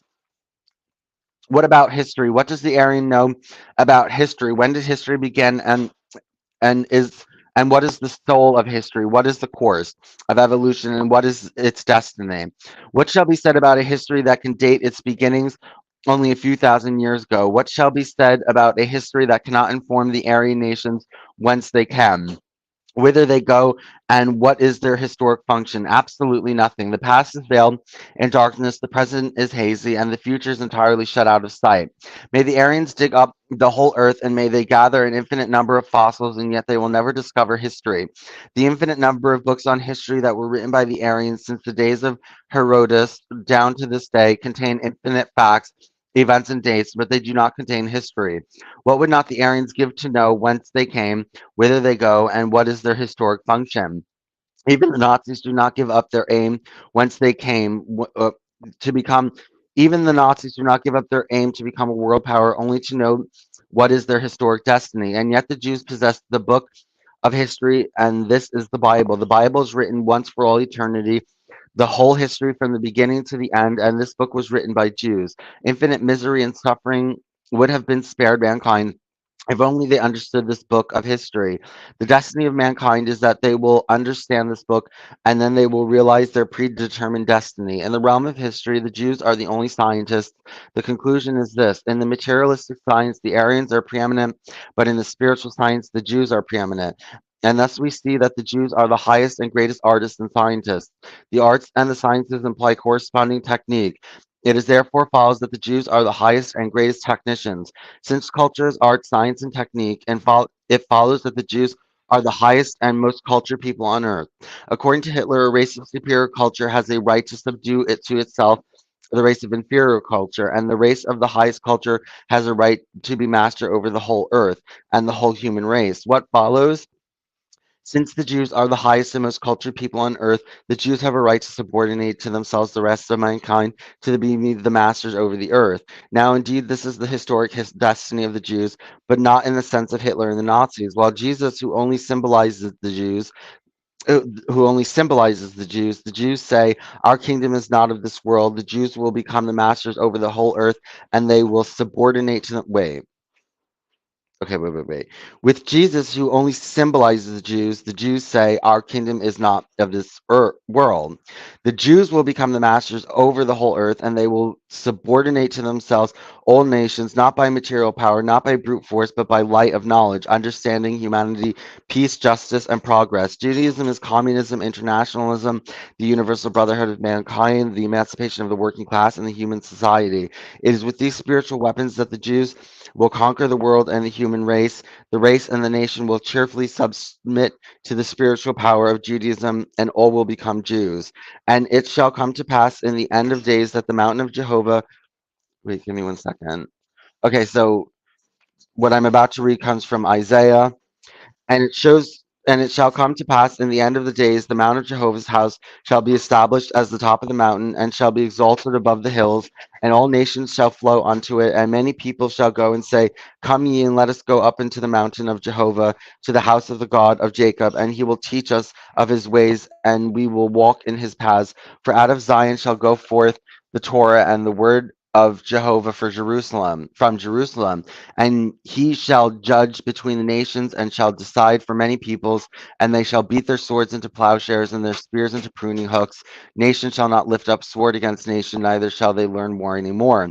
They shall not hurt nor destroy in all my holy mountain, for the earth shall be full of knowledge of Jehovah as water covers the sea. End of quote. This is the kingdom of the Jews, of all Jews, no matter what their race, color, and blood. Even the Nazis will become Jews, and they too will rejoice in Jehovah. They will become Noahides. This idea that they're becoming Jews is just ridiculous. This is the predetermined destiny of mankind, of all mankind without exception, and the destiny was predetermined by God. Empires, states, societies, dynasties, and parties may come and go, but mankind will advance, and rise until they will reach their goal. Are the Nazis and fascists and the anti Semites ready to join us with this great realization? If so, we shall embrace them as our brothers, and we shall work together for their well being, salvation, happiness of all. It is high time that the races and nations emancipate themselves from the nursery philosophy and vain and futile ambitions. It is time that they become mature and sober up and become rational and humane. We we show you the way that leads to life, good, joy, happiness, and you ought to join in our common journey to this destiny. Give me 1 second. Let me see. I can actually see the comments from where I am. Okay, Claire doesn't seem to have anything to say, so let me read until the next point. I stated before that the soul of the race of the people is destiny, and it's intuitively, though vaguely, perceived by the foremost of the race or by the foremost of the race or the people. We saw that the Jewish soul speaks an eternal language perceived by the form We saw that the Jewish soul speaks an eternal language, and we saw, on the other hand, that the soul of the non-Jew speaks a temporary language. On this subject alone, much can be written, but I will conclude this chapter with a reference to one case that is very significant. That is very significant. Of all the Aryan geniuses that concern themselves with the destiny of the Aryans, and especially with the destiny of the German people, the greatest was Goethe. On this subject, he spent his whole creative life, and the result of this thinking he embodied in his great work, Faust. Faust symbolizes the Aryan in a general way, but the German people in particular. Faust spent many years in an earnest endeavor to fathom the depths of existence and the destiny of mankind. He studied all sciences, delved into mysticism, and reflected on existence, but nowhere did he find light and happiness. In despair, he sold his soul to Mephistopheles, and this he did only for the sake of moments' happiness. Numerous and varied were the adventures of Faust in company with Mephistopheles, but hard as he tried to drink from the cup of pleasure, like Tantalus, all pleasure eluded him. At last he became old, reaching the age of 100 years spent in a strenuous and earnest endeavor to enjoy a moment of happiness, but all in vain. At last Faust saw a beautiful vision. There he saw a foul swamp that infested the neighborhood and brings death to the living beings. The idea occurred to Faust, if this swamp could be cleared, the ground cleared, it could become the abode of men, women, children, and cattle, and all would enjoy life. He saw the vision of a free people living on a free soil. What for 100 years Faust sought in vain, at last he grasped it. He grasped the ideal which could give him the happiness he sought. In joy he examined to this moment I sought. Wait. He grasped the idea which alone could give him the happiness he sought. In joy he exclaimed, to this moment I must say, stay, you are so beautiful. In anticipation of such high bliss, I already enjoy the highest moment, but no sooner did he utter these words and he died. What does Goethe reveal to us? This is very profound and significant.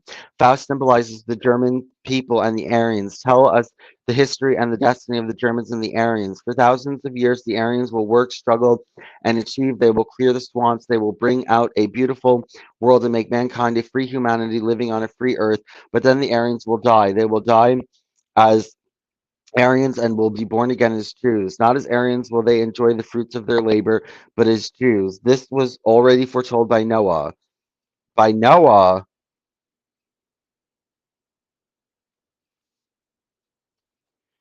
okay.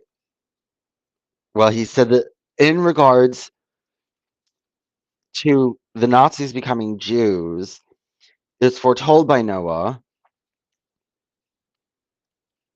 So I think maybe he did know about the Noahide laws. I don't know. This is like, but the Noahide laws, you don't become Jews. He's, he's not learned enough to make. He's not learned enough. No, but what did he say? That He said that the Nazis or the Aryans would struggle to make the world a better place, but that they would die and that they would be born again as Jews, and that this was already foretold by Noah. I don't know where he got that from. That's so crazy. Yeah, no, yeah, he doesn't, Well, it's I've not, never heard that. yeah, that they shouldn't, that the whole world is going to become Jews. It's not really the prophecy. I think Well, that, I mean, it wouldn't suit Jews. It's like, well, if everybody in the world is a chosen people, then they've lost their purpose, haven't they? yes, they've lost their purpose without the Gentiles. Without the Gentiles, the Jews have no purpose. The Jews are not just there to exist in a vacuum and be themselves. They were created to help the Gentiles. That's what their existence is. They are actually almost here to serve the Gentiles. So, Yes, they're supposed to serve humanity. I mean, if you want to sort of put it in a way that flatters them, and that means they are meant to serve Gentiles. It's part of their religious obligation to, well, teach the Noahide laws and whatever. mhm. Mm. Okay. The Aryans will enlarge and beautify the earth, but they will settle to enjoy the world which they created only in the tent of the Jews. These tents are communism, internationalism, the universal brotherhood of mankind, the emancipation of the working class, and the human society, a society of free and morally autonomous, rational human beings. The destiny of the Aryan is to become Jews, to recognize Jehovah, and to identify themselves with him. Thus, we see that Guth revealed the destiny of the Aryans, but notice carefully this: Guth saw no further than the death of Faust. He did not see beyond, for the Aryans cannot see deep into the future. Only the Jews saw the future of the race and the nations. What an infinite distance there is between Guth and Isaiah. Nonetheless, great credit is due to Guth that he could see so far. And so we see that the situation for the Jews is not so hopeless as it appears at first. On the contrary, from a small people, the Jews have grown into a whole human race. May the Jews suffer and may they be decimated again and again. They will survive all because they are the holy seed into which Jehovah implanted the tree of eternal life. And the rest of mankind will become eternal only by identifying themselves with the tree of eternal life. Okay, we're on a new subject heading, the Jewish people. Maybe we should just take a little rest here and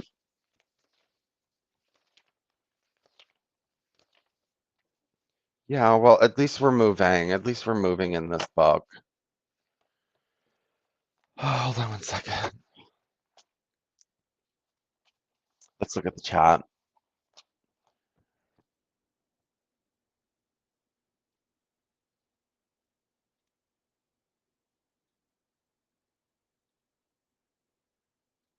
Who's Jay Walker, Claire? I've seen him in here before, but he's talking to you. He wanted them and not you to become a mentor. Anyway, it sounds like Claire's not here at the second, so I'm going to continue reading. It is good to keep reading and not take breaks because, we still got a while to go. We're a little bit more, I would say that we're more than a third way through. The Jewish people.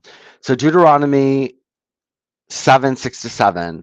For thou art a holy people unto Jehovah thy God. Jehovah thy God hath chosen thee to be his treasure out of all the people that are upon the face of the earth. Jehovah did not set his love upon you, nor choose you, because ye were more in number than any other people, for ye are the fewest of all people, but because Jehovah loved you. When the supreme Okay, Deuteronomy 32, 8 through 9. When the supreme being gave to the nations their inheritance, when he differentiated the children of men, he set the boundaries of the people ascending to the numbers of the children of Israel for the portion of Jehovah his people, Jacob the lot of his inheritance. Okay, point 63. Who are the Jews? What the Jews are not. The Jews are not a nation in the usual sense of the term. A nation is a people organically bound up with a definite territory over which the people exercise exclusive sovereignty. They make their own laws, administer justice, coin money, maintain an army and navy, make war, and enter into treaties with other nations. Okay, he's talking to liberal secular Jews. The idea that Jews don't have a nation with an administrative and a justice and a money system, the ancient nation of Israel was all of that. So he's really talking to liberal secular Jews that want to believe that they're this nebulous tribe and mhm, or he's talking to liberal secular Jews that don't really identify with the state of Israel. Hmm. He's not that's who he's identifying with, and I think that's his biggest problem. Um, He basically wants to support. I think he basically wants National Socialism to be adopted in America, but without being mean to Jews. Do you think that might be his ultimate goal, well, unstated? yeah, kind of. He says the Jews should unite with National Socialism.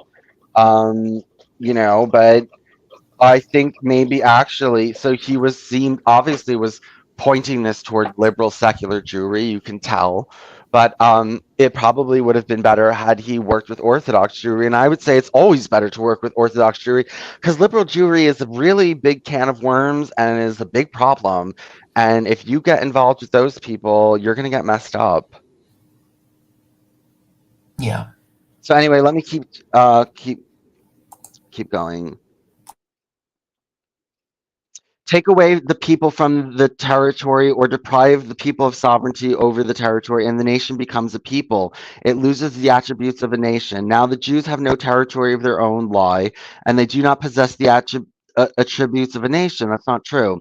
The Jews, therefore, are only a people. A reference to the Bible will show that the Jews were always referred to as a people and not as a nation. Okay, maybe, yeah, the goy means the nations, right? But Israel is a nation, and an understanding of the history and destiny of the Jews will reveal the fact that with Jehovah and Judah, with the Jews were not intended to be a nation. But what constitutes the Jews as a people? It is their identification with Jehovah and Judaism. Take away the Jews, Jehovah, take away the Jews, Jehovah, and Judaism, and they cease to be Jews. Judaism and Jews never attached any importance to race, color, and blood. Any other embracing Anyone embracing Judaism and identifying himself with Jehovah becomes a Jew to all intents and purposes, and then the Jew freely intermarried with him. The Bible shows that the Jews freely intermarried with people of other races, colors, and blood, provided they embrace Judaism and identify themselves with Jehovah. The history of the Jews abounds in cases in which non-Jews embrace Judaism and identify themselves with Jehovah, who became outstanding intellectual and spiritual leaders among the Jews, and whom the Jews to this day held in the highest esteem and reverence. On the other hand, a Jew who abandoned Judaism and Jehovah embraces another religion and identifies himself with another God, may be the son of Moses, is entirely cut off from the Jewish people and is regarded as dead. The Jews always insist on the purity of blood. The Jews always insisted on the purity of blood, not in racial sense, but in the sense of sexual purity. All were welcome to embrace Judaism and become part of the Jewish people, but once one embraced Judaism, he was required to live up to the rigorous sex purity of Judaism. What was true of race, color, and blood was equally true of culture. The Jews were always international and they always freely absorbed the cultures of other races and people. That's not true when they were very xenophobic in Israel. Yet they always insist on the integrity of their own culture. The case of the Jews is neither unique nor exceptional. This is true of all people that are identified in a religion or an ideal. For instance, Christianity or communism never attached any importance to race, color, or blood. Anyone embracing Christianity or communism, no matter what his race, color, or blood, becomes a Christian or a communist to all intent and purposes. And this arises from the fact that we saw before that all religions and ideals that arise from reason or the intellect transcend the natural biological law. In their case, race, color, blood are no longer factors. The other thing is that he does seem to be pro-Christian. Um, though I have the sense that he's not, there's something up with that though. Uh, How would you? Sorry, what has he said to make you think he's pro-Christian? Well, he keeps saying that Christianity is Judaism, and he hasn't said it was negative, but he said that Christianity came out of Judaism, and Well, it's technically true. I don't know if he so much made a positive comment about about Christianity, but you know he hasn't yet said anything negative about it, and Hmm. I suppose he wouldn't want to because he wouldn't want to offend the majority of Americans who would be Christians or yeah, identify as Christians, yes, but this is obviously not written for an American audience. This isn't is it? obviously it's a it, oh it's okay. It's written for Jews and anti-Semites because the full title is a program for Jews and an answer to all anti-Semites, a program for humanity. Okay, a program for humanity. So it is for humanity. So he is talking to all of humanity. Hmm. And so right, he probably doesn't want to offend Christians and doesn't want to get them all riled up. Yeah, he doesn't want to get them all riled up. Can you give me 1 second? Hello? Sure, sure. Okay.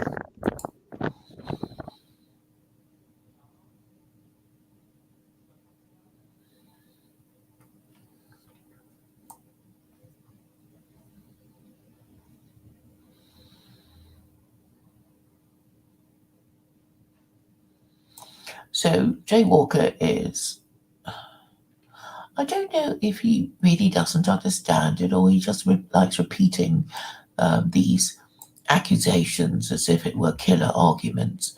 So I don't really need to write a book. I have, it's being edited, but actually, just by saying what I say so many times in my blog should be enough to get enterprising political activists who want to solve the problem, uh, the skeleton of the idea to solve their problem. And their problem is the failure of Christo liberalism. And I assume that the problem they are having is their inability to come to terms with the fact that Christo liberalism is kaput. And that is the difficulty. This is really a matter for therapists rather than me, really. They can't come to terms with it. And I have said what I have been saying in the clearest possible terms to these people. I know I'm only talking to peasants. I should really have been in touch with senior senior members of the political establishment, except that they are also in denial and corrupt. So I'm not getting any traction from them. I guess, the Archbishop of Canterbury isn't about to roll over and say that the Trinity is morally and intellectually indefensible. I can't expect any Prime Minister, any here today and gone tomorrow Prime Minister, to agree with me that democracy is a sham. Welcome Hello? back, Vincent. Yes. Yes. Well, okay, Rabbi Harry Waton doesn't seem to. Well, wait, does he has you know what? One thing he keeps saying, oh, that Judaism is internationalism, communism, the liberation of the working class, but he never said it was democracy. And if he's promoting National Socialism wasn't a democracy, was it? No, but it came into power through democracy. And basically, Hitler, I don't think a lot of people know that he suspended the constitution. He didn't say, well, we're going to write our new Nazi constitution. He just suspended the constitution. So this is an important thing to note. He was basically saying this is a national emergency. We can't have all these silly elections. We have, things to do and no time to spare for the politicking of a liberal democracy. But he suspended the constitution. Obviously, well, it is obvious to me that it is not enough to suspend the Constitution. It is actually necessary to, well, reconstitute the Constitution, which is, in fact, what I'm proposing that Americans do.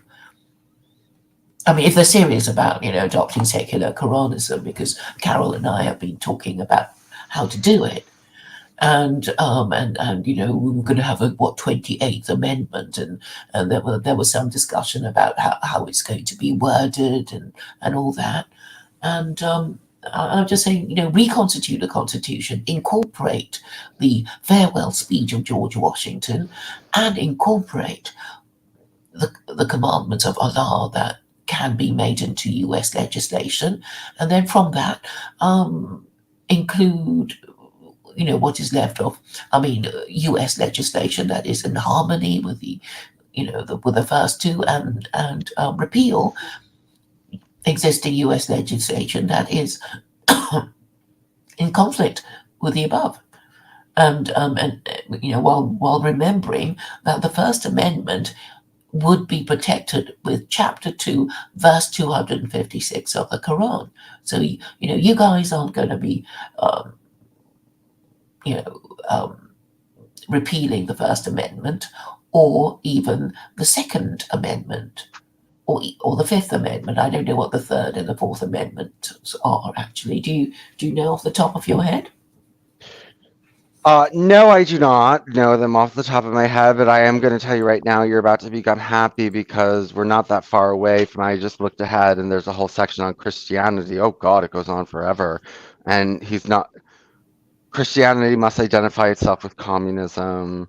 But he was saying, I mean, he was just basically, I just was reading like little things, and he was saying that, without the New Testament, without the Old Testament, the New Testament is just an abstraction, and Christianity is unmoral and ahistorical. And so he's going to Yeah, say yeah. that. I remember in a Hong Kong hotel, and there was only, instead of the Gideon Bible, there was just a New Testament, and I read it. I thought it doesn't make any sense at all.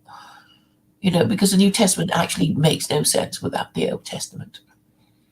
Yeah, I know. And then there's these people that think that you don't even know the New Testament. Do you know that there's Christians that think the Old Testament is evil and that the God of the Old Testament is the devil? Do you know there's actually Christians that believe the God of the Old Testament is Satan? I'm like, how does that even work? How could you believe that that God is Satan and then you're going to say that, yeah, I've been told that by Christians before. But they're just making up nonsense. And then, I mean, I've told Christians that actually Jews and Muslims worship the same God. Because if there is only one God and he was the creator, then it's the same God. So, and the only issue between the two of you is which holy book is the better, between Jews and Muslims. Yeah. And it's obvious that because just because it hasn't got 36 capital offenses, so the Quran should be chosen, and also it has the wider application to humanity. And actually, if Jews are being honest, they would be able to find anything in the Quran that conflicts with their principles. Right. Okay, let's keep reading. Do you like this, Claire? Do you like this reading? I am quite enjoying it. Thank you, Vincent. Okay. The Jews always regard themselves to be the chosen people, and for this they were hated. But strange to say, the Nazis copied even this from the Jews. The Nazis regard the Germans as the chosen people. Well, we will be generous and allow them to enjoy this distinction, but we must make clear in what sense the Jews regard themselves as the chosen people. First, we must notice this: the Jews do not claim that that they chose themselves for some great historic function, but they maintain that Jehovah chose them to perform a great historic function. The Jews had nothing to say about this choice. Then the question arises, why did Jehovah choose the Jews, the smallest people on earth? This we shall presently see. When we contemplate existence as a whole, it reveals itself to be like a pyramid, broad and massive at the base, the tapering to a point at the apex. At the base of the pyramid is the infinite inorganic world. Upon the inorganic world is the planet world. Above the plant is the plant world. Above the plant world is the animal world. Above the animal world is the human world. As we rise from the base of the apex, existence loses its mass but gains in life, consciousness, and understanding. And so the higher a being is in the pyramid of existence, the more conscious and intelligent it is. The human world is an epitome of existence. The human world is also a pyramid, broad and massive at the base and tapering to the point at the apex. At this base is the great mass of human beings who possess consciousness and the senses,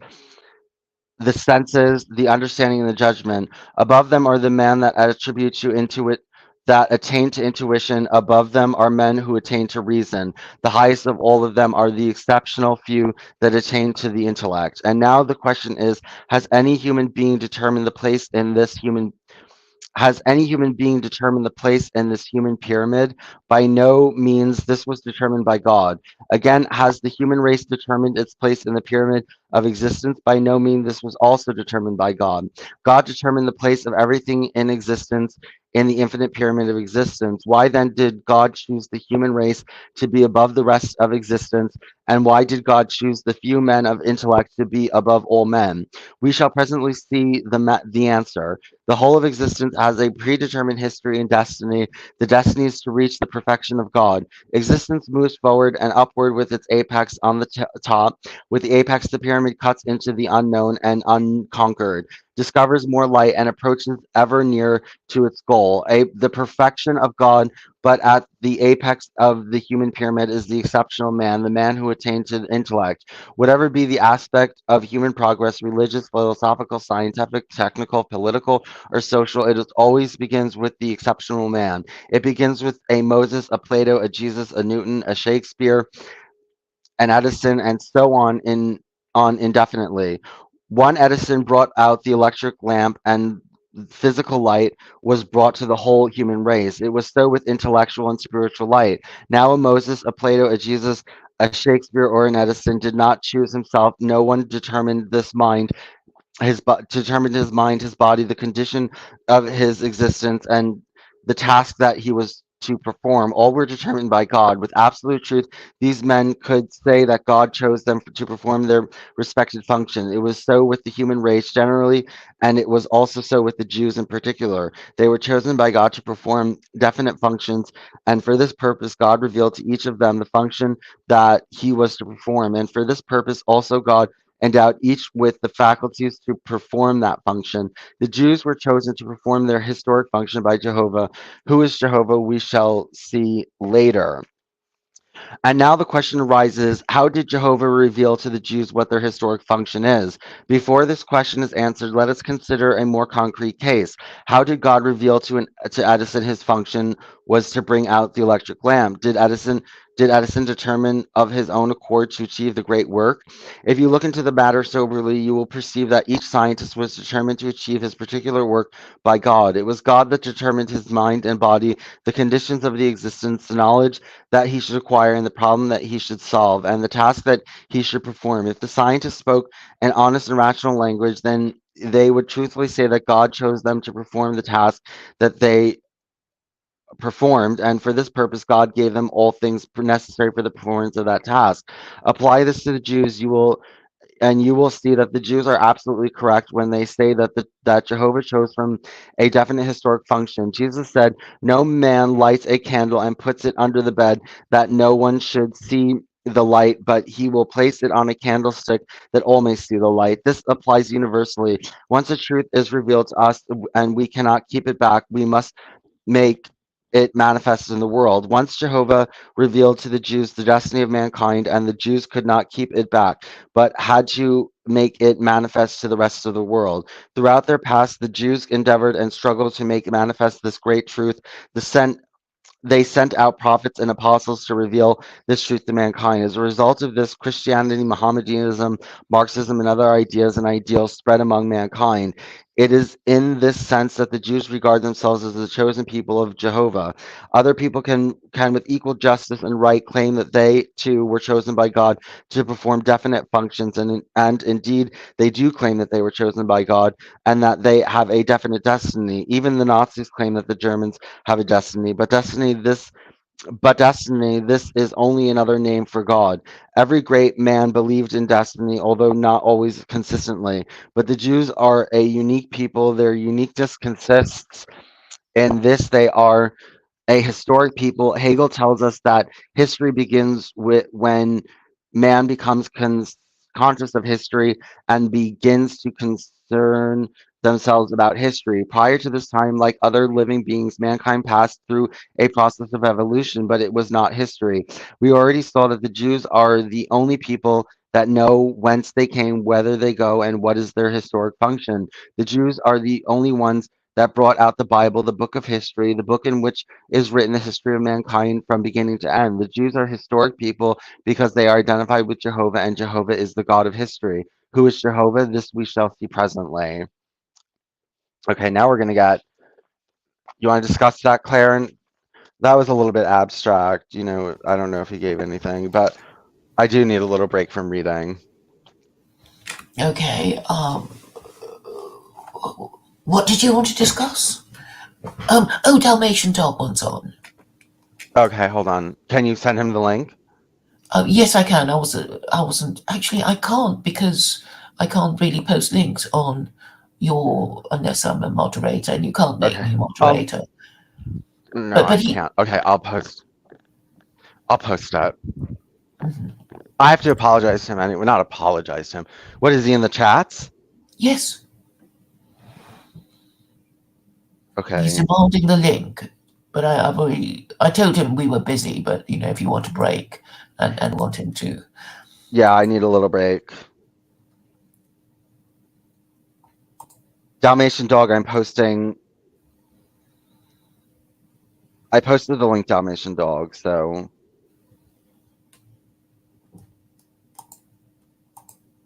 whenever you're ready. Um,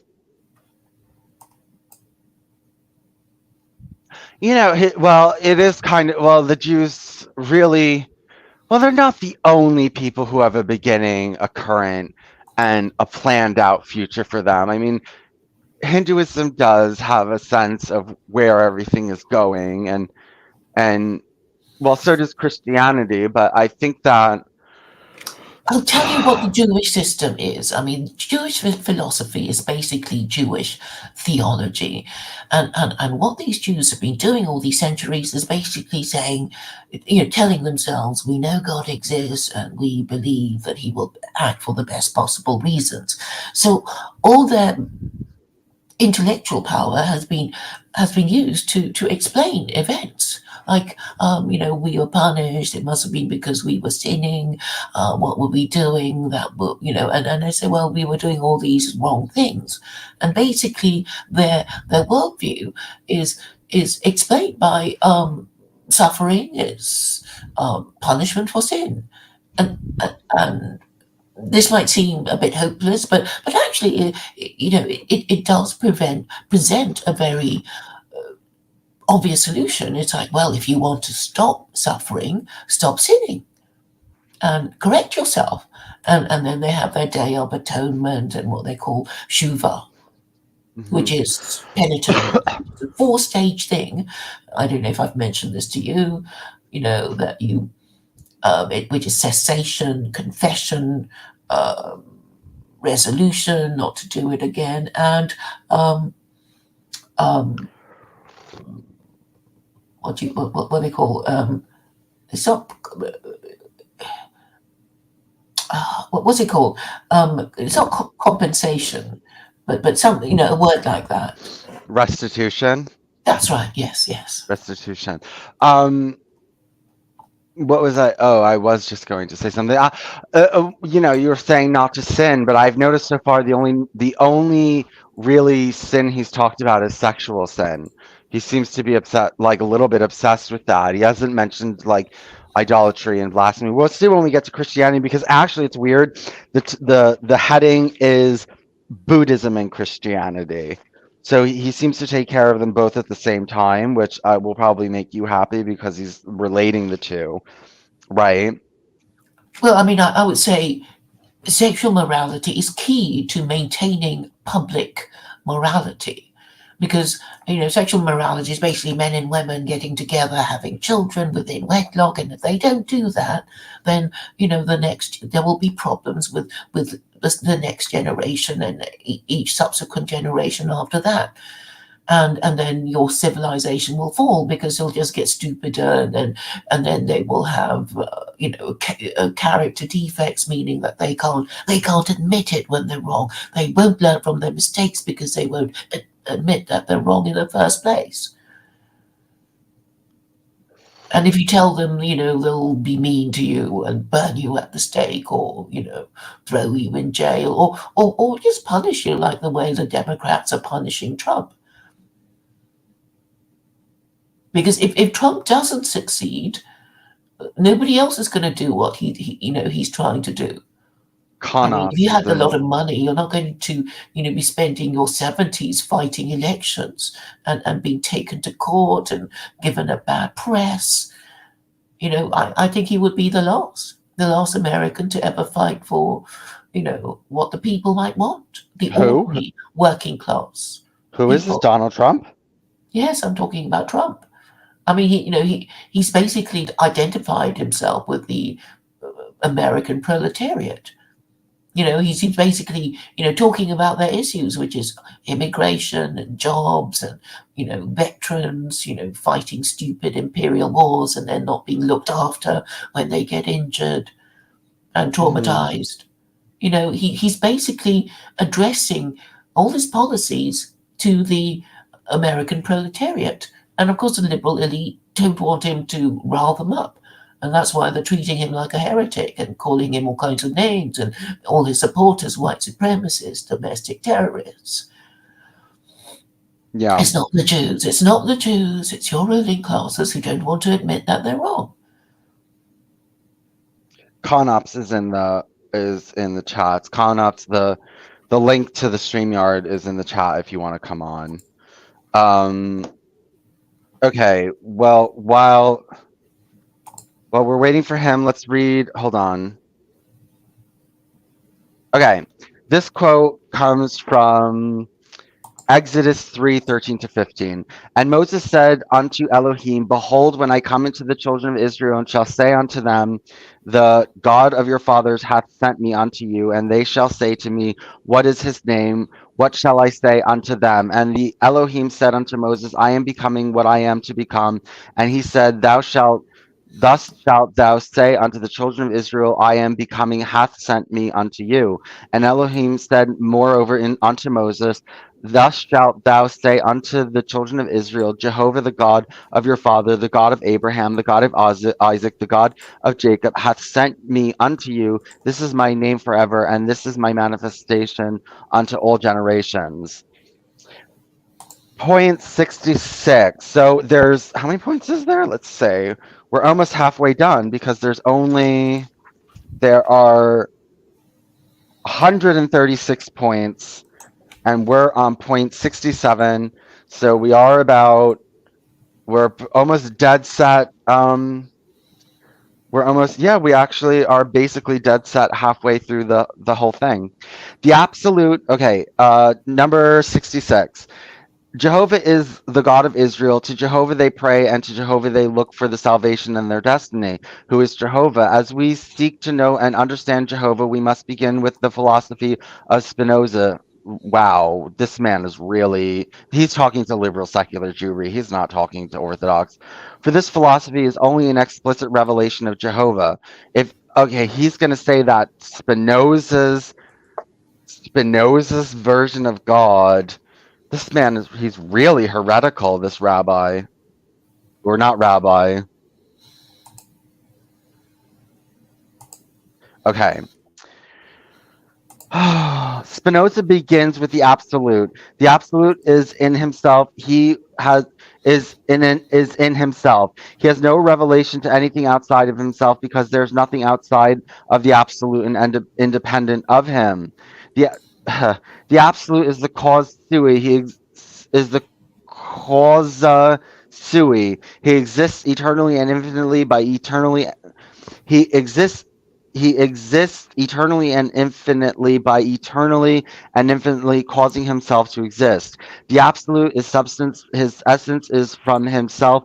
The absolute is life. He is eternally and infinitely living. The absolute is thought. He is conscious of himself and thinks of himself. The absolute in nature is prior to the world. This does not mean that the absolute existed in himself and then manifested himself as the world. Eternally and infinitely, the absolute manifested himself as the world. The world, therefore, is co-eternal and co-infinite with the absolute. But by nature, the absolute is prior to the world. This means that while the world presupposes the existence of the absolute does not presuppose the world. Okay, we're getting into like philosophy here. This section's not very long on this filth. Mhm. Well, it's a few pages. The absolute is absolute thought without any form. A thought of the absolute reflects on himself. This self-reflection of the absolute is the infinite intellect. Whatever is absolute, infinite and eternal is absolute. Infinite and eternal is in every part thereof, for the absolute, infinite, and eternal cannot be composed of relative and finite and temporary parts, nor can it resolve itself in relative finite and temporary parts, but eternally and infinitely remains absolute, eternal and infinite in every part of itself. Since the absolute is eternal and infinite, the infinite intellect is absolute, infinite, and eternal. The infinite intellect is the self-reflection of the absolute through the infinite intellect, and absolute sees itself as substance consisting of infinite attributes. Each attribute expresses the eternal and infinite essence of the absolute. Like the absolute, the attributes are each in itself and bear no relationship to one another. All the attributes are co-eternal and co-infinite. One attribute can neither create nor determine another attribute. Of them of themselves, the attributes cannot combine together to bring out the world of realities, but the infinite intellect contemplates the infinite attributes in infinite different combinations, and these infinite different combinations contemplates the infinite modes, and these infinite modes are the infinite realities in existence. The modes derive from their essence from the attributes, but their existence they derive from the infinite intellect. When the infinite intellect contemplates two or more attributes together, a mode comes into existence, and when the infinite intellect ceases to contemplate the attributes together, the modes cease to be. The absolute reflects himself in the infinite intellect. The infinite intellect reflects himself in an infinite series of infinite reflections, and all reflections involve the infinite attribute of the absolute and constitute the infinite realities in existence. Hold on one second. You ready? The further a and there the further a reflection is from the absolute, and less perfect and more corporal it is. Matter is the furthest reflection, and therefore it is the least perfect and the most corporal. Thus, the material world comes into existence, but though matter is the least perfect and the most corporal, it is nonetheless the least absolute. It is nonetheless it is nonetheless the absolute. We have 9 eggs, 9 bird eggs.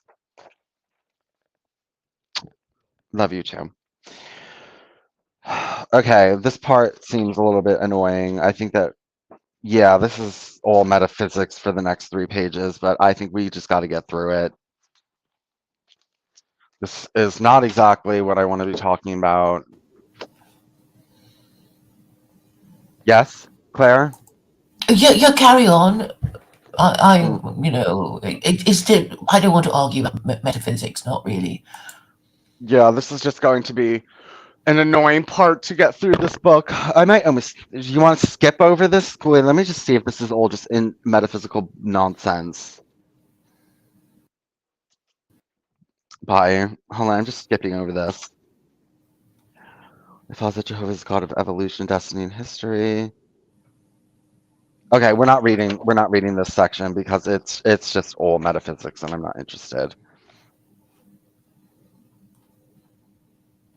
Yeah, I don't care about that. Okay.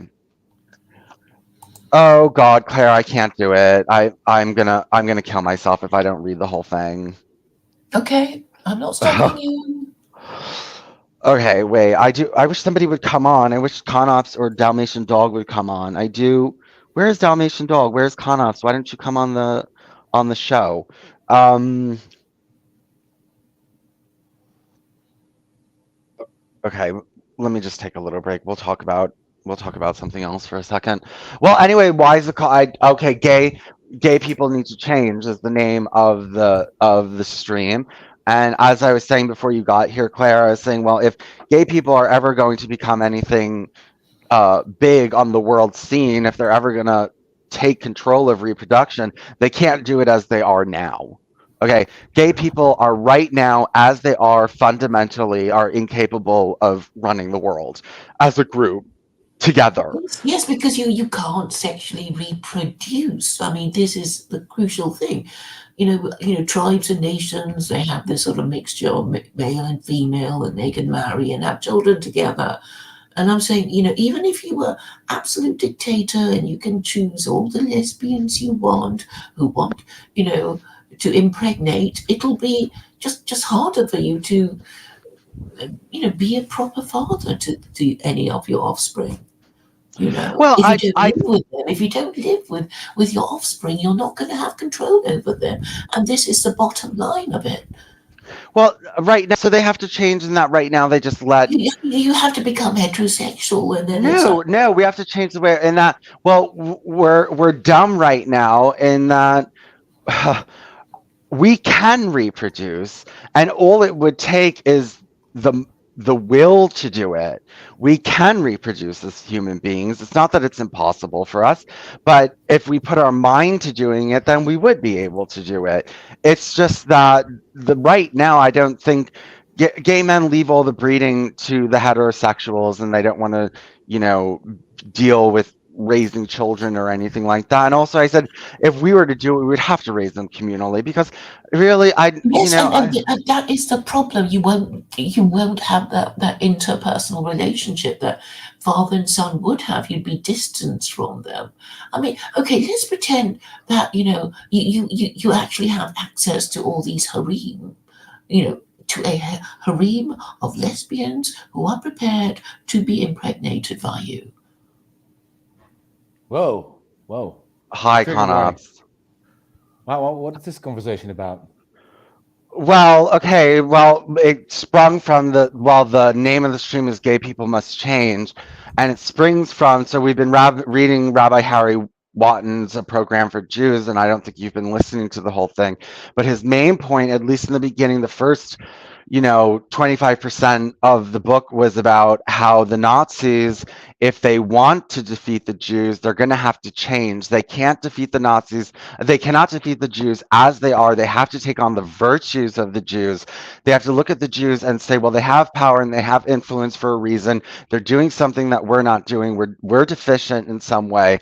And so we need to absorb the better qualities of the Jews. And he said, only then, if they do that, will they win? And obviously they never did that. And that's kind of like why they lost.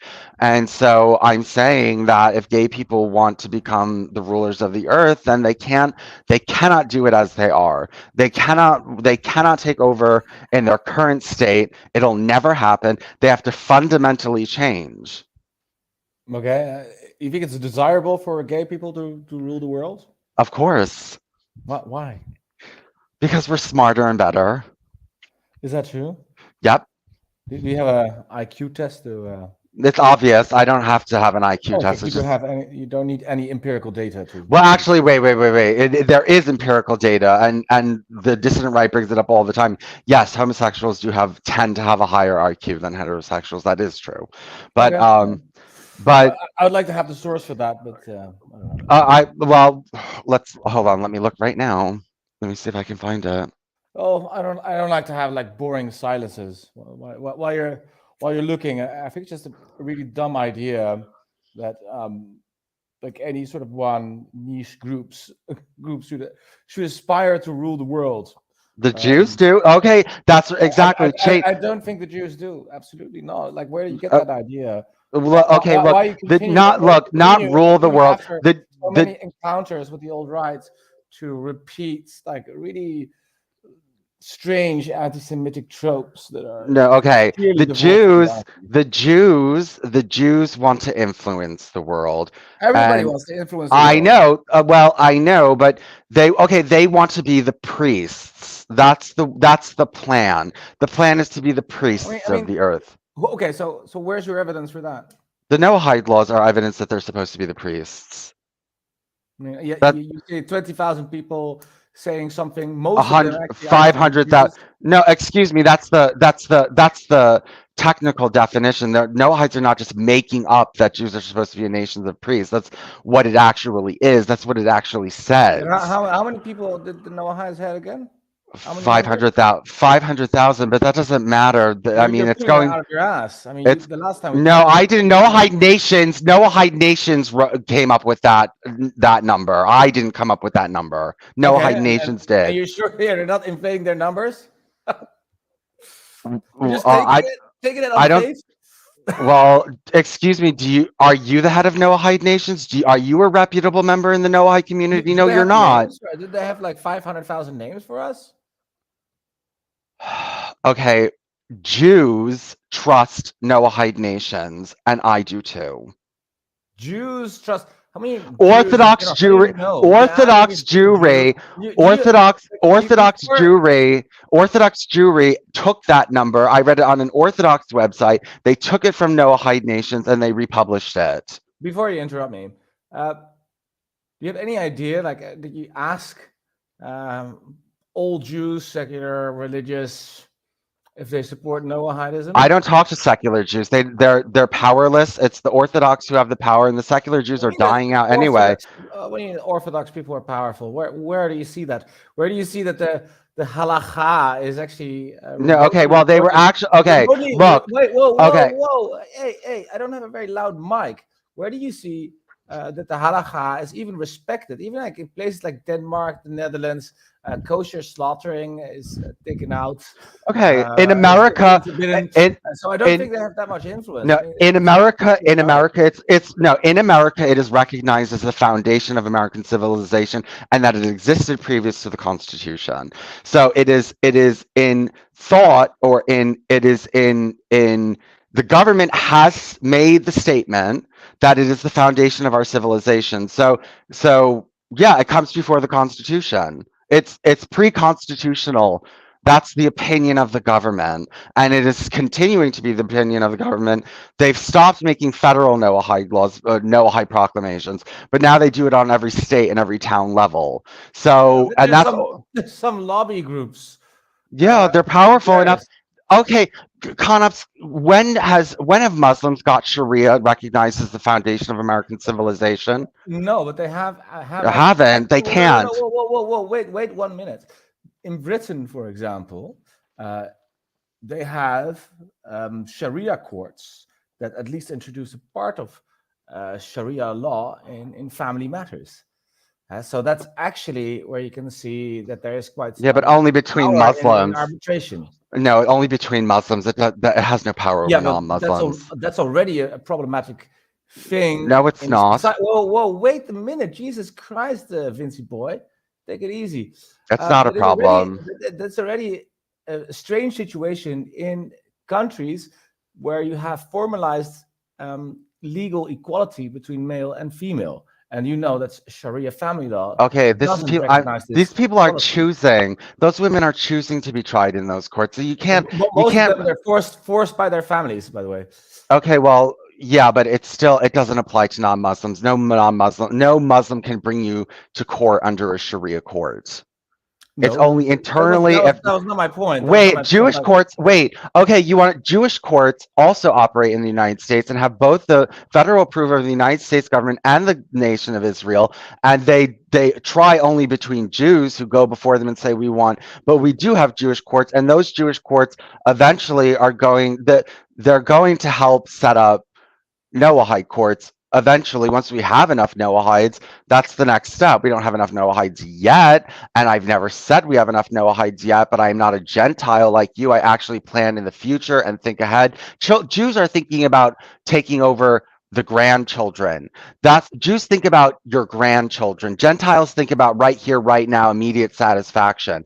I'm not worried about right here, right now. I'm worried about 2 generations ahead. And again, like Okay, Rabbi so you're saying that Jews want to take over the world. That's No, what I you're didn't say that. saying. I said they want to be the priestly class, which is Okay, they want to they be. said that. So can you give me some evidence of a Pew survey, like Gallup, Pew, something like a survey It's in where the we actually doctrine. see that And religious Jews actually what prescribe to that doctrine that they should be the priest of the world. okay. If you ask them, I no, don't give me okay. I examples of wait, this. okay, there are. Stop denying that these people exist. Okay, You need to can you stop tell the me?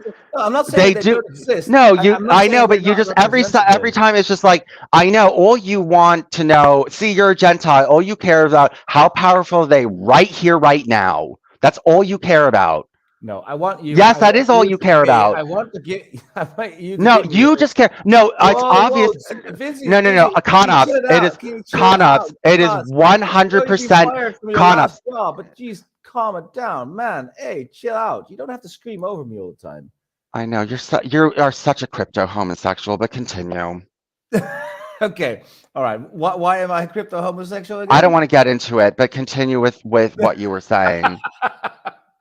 Okay, you know Actually, what? I'll tell you why I know There's you're. no I'll evidence. tell you why I know you're a crypto homosexual, because you are insanely neurotic of the accusation that maybe more than like 1% of men who claim to be straight are all sleeping with each other. You become insanely neurotic if I say there are large numbers of men who claim to be straight who are actually sleeping with each other. Like, no, no, Well, that's not happening. Oh my God, don't think that. well, wait. Okay, so you're making a false assumption, and that is that homosexuality or heterosexuality is actually defined by the fact that sometimes some men sleep with other men. No, it's Oh, actually please. your Okay, sexual, let's your go back to sexual. Noah Whoa, Hyde. whoa, I don't whoa! want to talk about Why this. do you Noah interrupt Hyde. me, Let's go man? back Why to do you have Noah to Hyde, interrupt please. me? Bruno, I don't want Bruno, to hear about if you're listen, straight, if you Bruno, have sex with a Bruno, man. Bruno, Fine. Bruno, You know what, Bruno, Connors? Go Bruno, suck someone's Bruno, dick and tell Bruno, me you're Bruno, straight. Bruno, Go Bruno. ahead. Hey, psst, hey, Yeah, quiet. you're a Quiet, Bruno. cocksucking straight man. Okay, so Wow.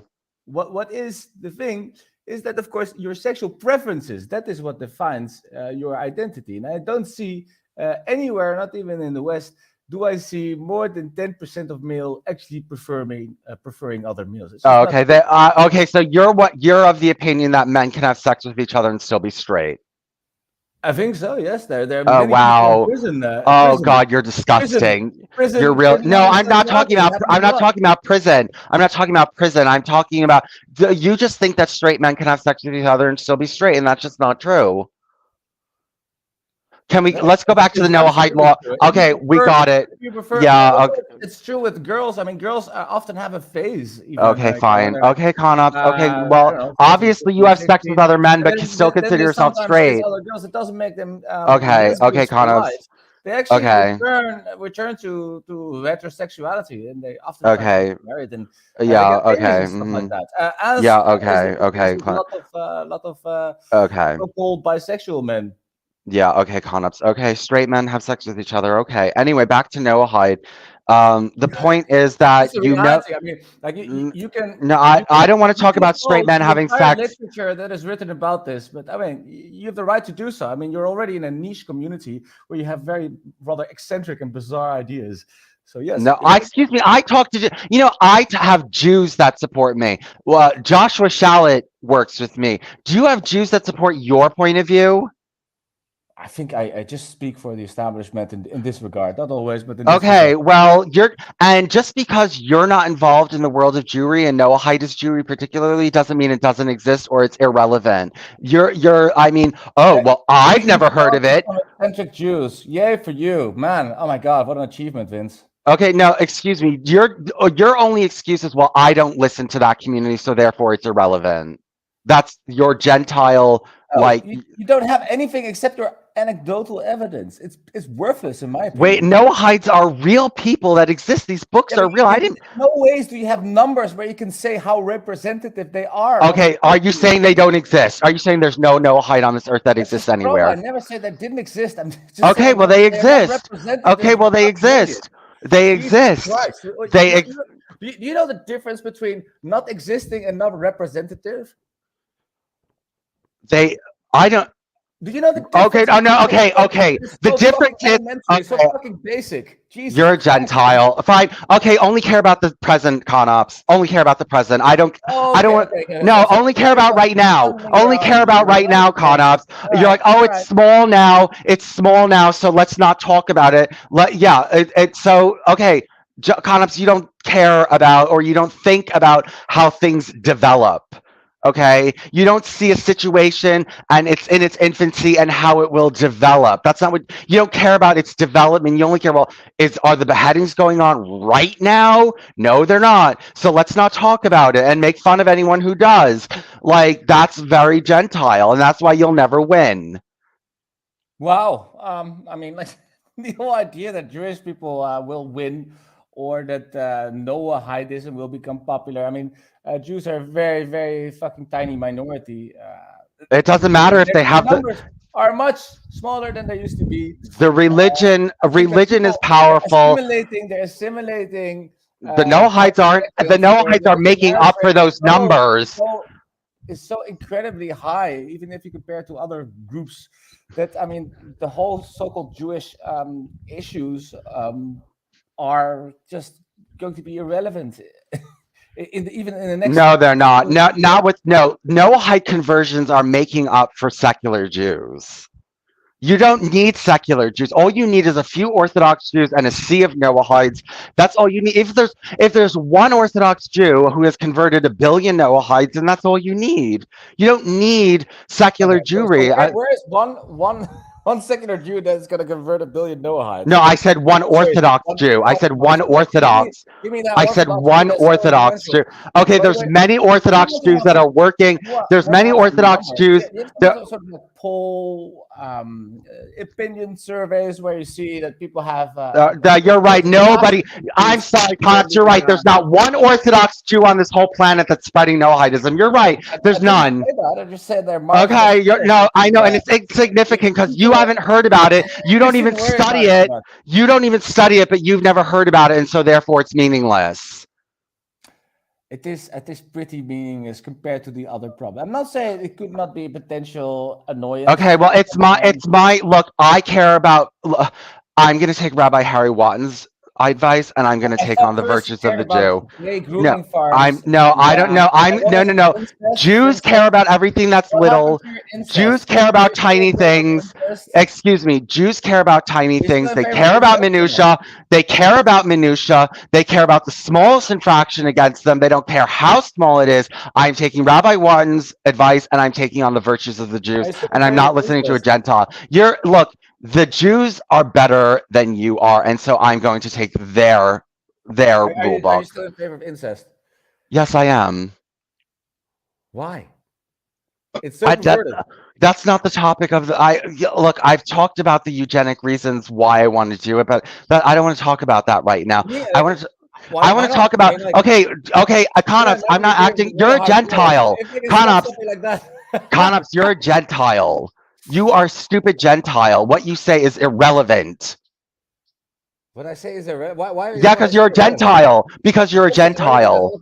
Why is it what Jews say? What Jewish people say irrelevant, and what non-Jewish people say irrelevant? That's weird. You have this idea. You still have. It is. Jewish. It is. Have these magical space lasers and shit. I didn't say they had magical space lasers. Well, it sounds like it. I was like, what? Dalmatian dog is waiting. Oh God! Yeah, bring him on! Bring him on! Holy fuck! No, you still have this idea that the Jewish people have so much power that they could just change and convert everybody into. Not right now. Excuse me. Right, Conops. I don't want to hear from you anymore because you think like a Gentile. That I didn't say Jews have so much power right now. I didn't say that. You only care about immediacy. You only care about immediacy. You're a Gentile. Going to be in the future. All right. I know. I know. You're a Gentile who only cares about immediacy. That way. Fine. Welcome, everybody, to this edition of Day 53 of Becoming a Jew with Claire Core. Everybody, here we are today, and today we're reading from Talmud, excerpt number what? No, we're not reading from Talmud. We're not reading from Talmud. Should we bring the other two on? Oh, they're already on. Hey, what up, Stephen Jags? What up, Domain? What up, Conops? Hey, I just wanted to say, Claire is kind of a stupid Gentile too, if we want to be honest, huh?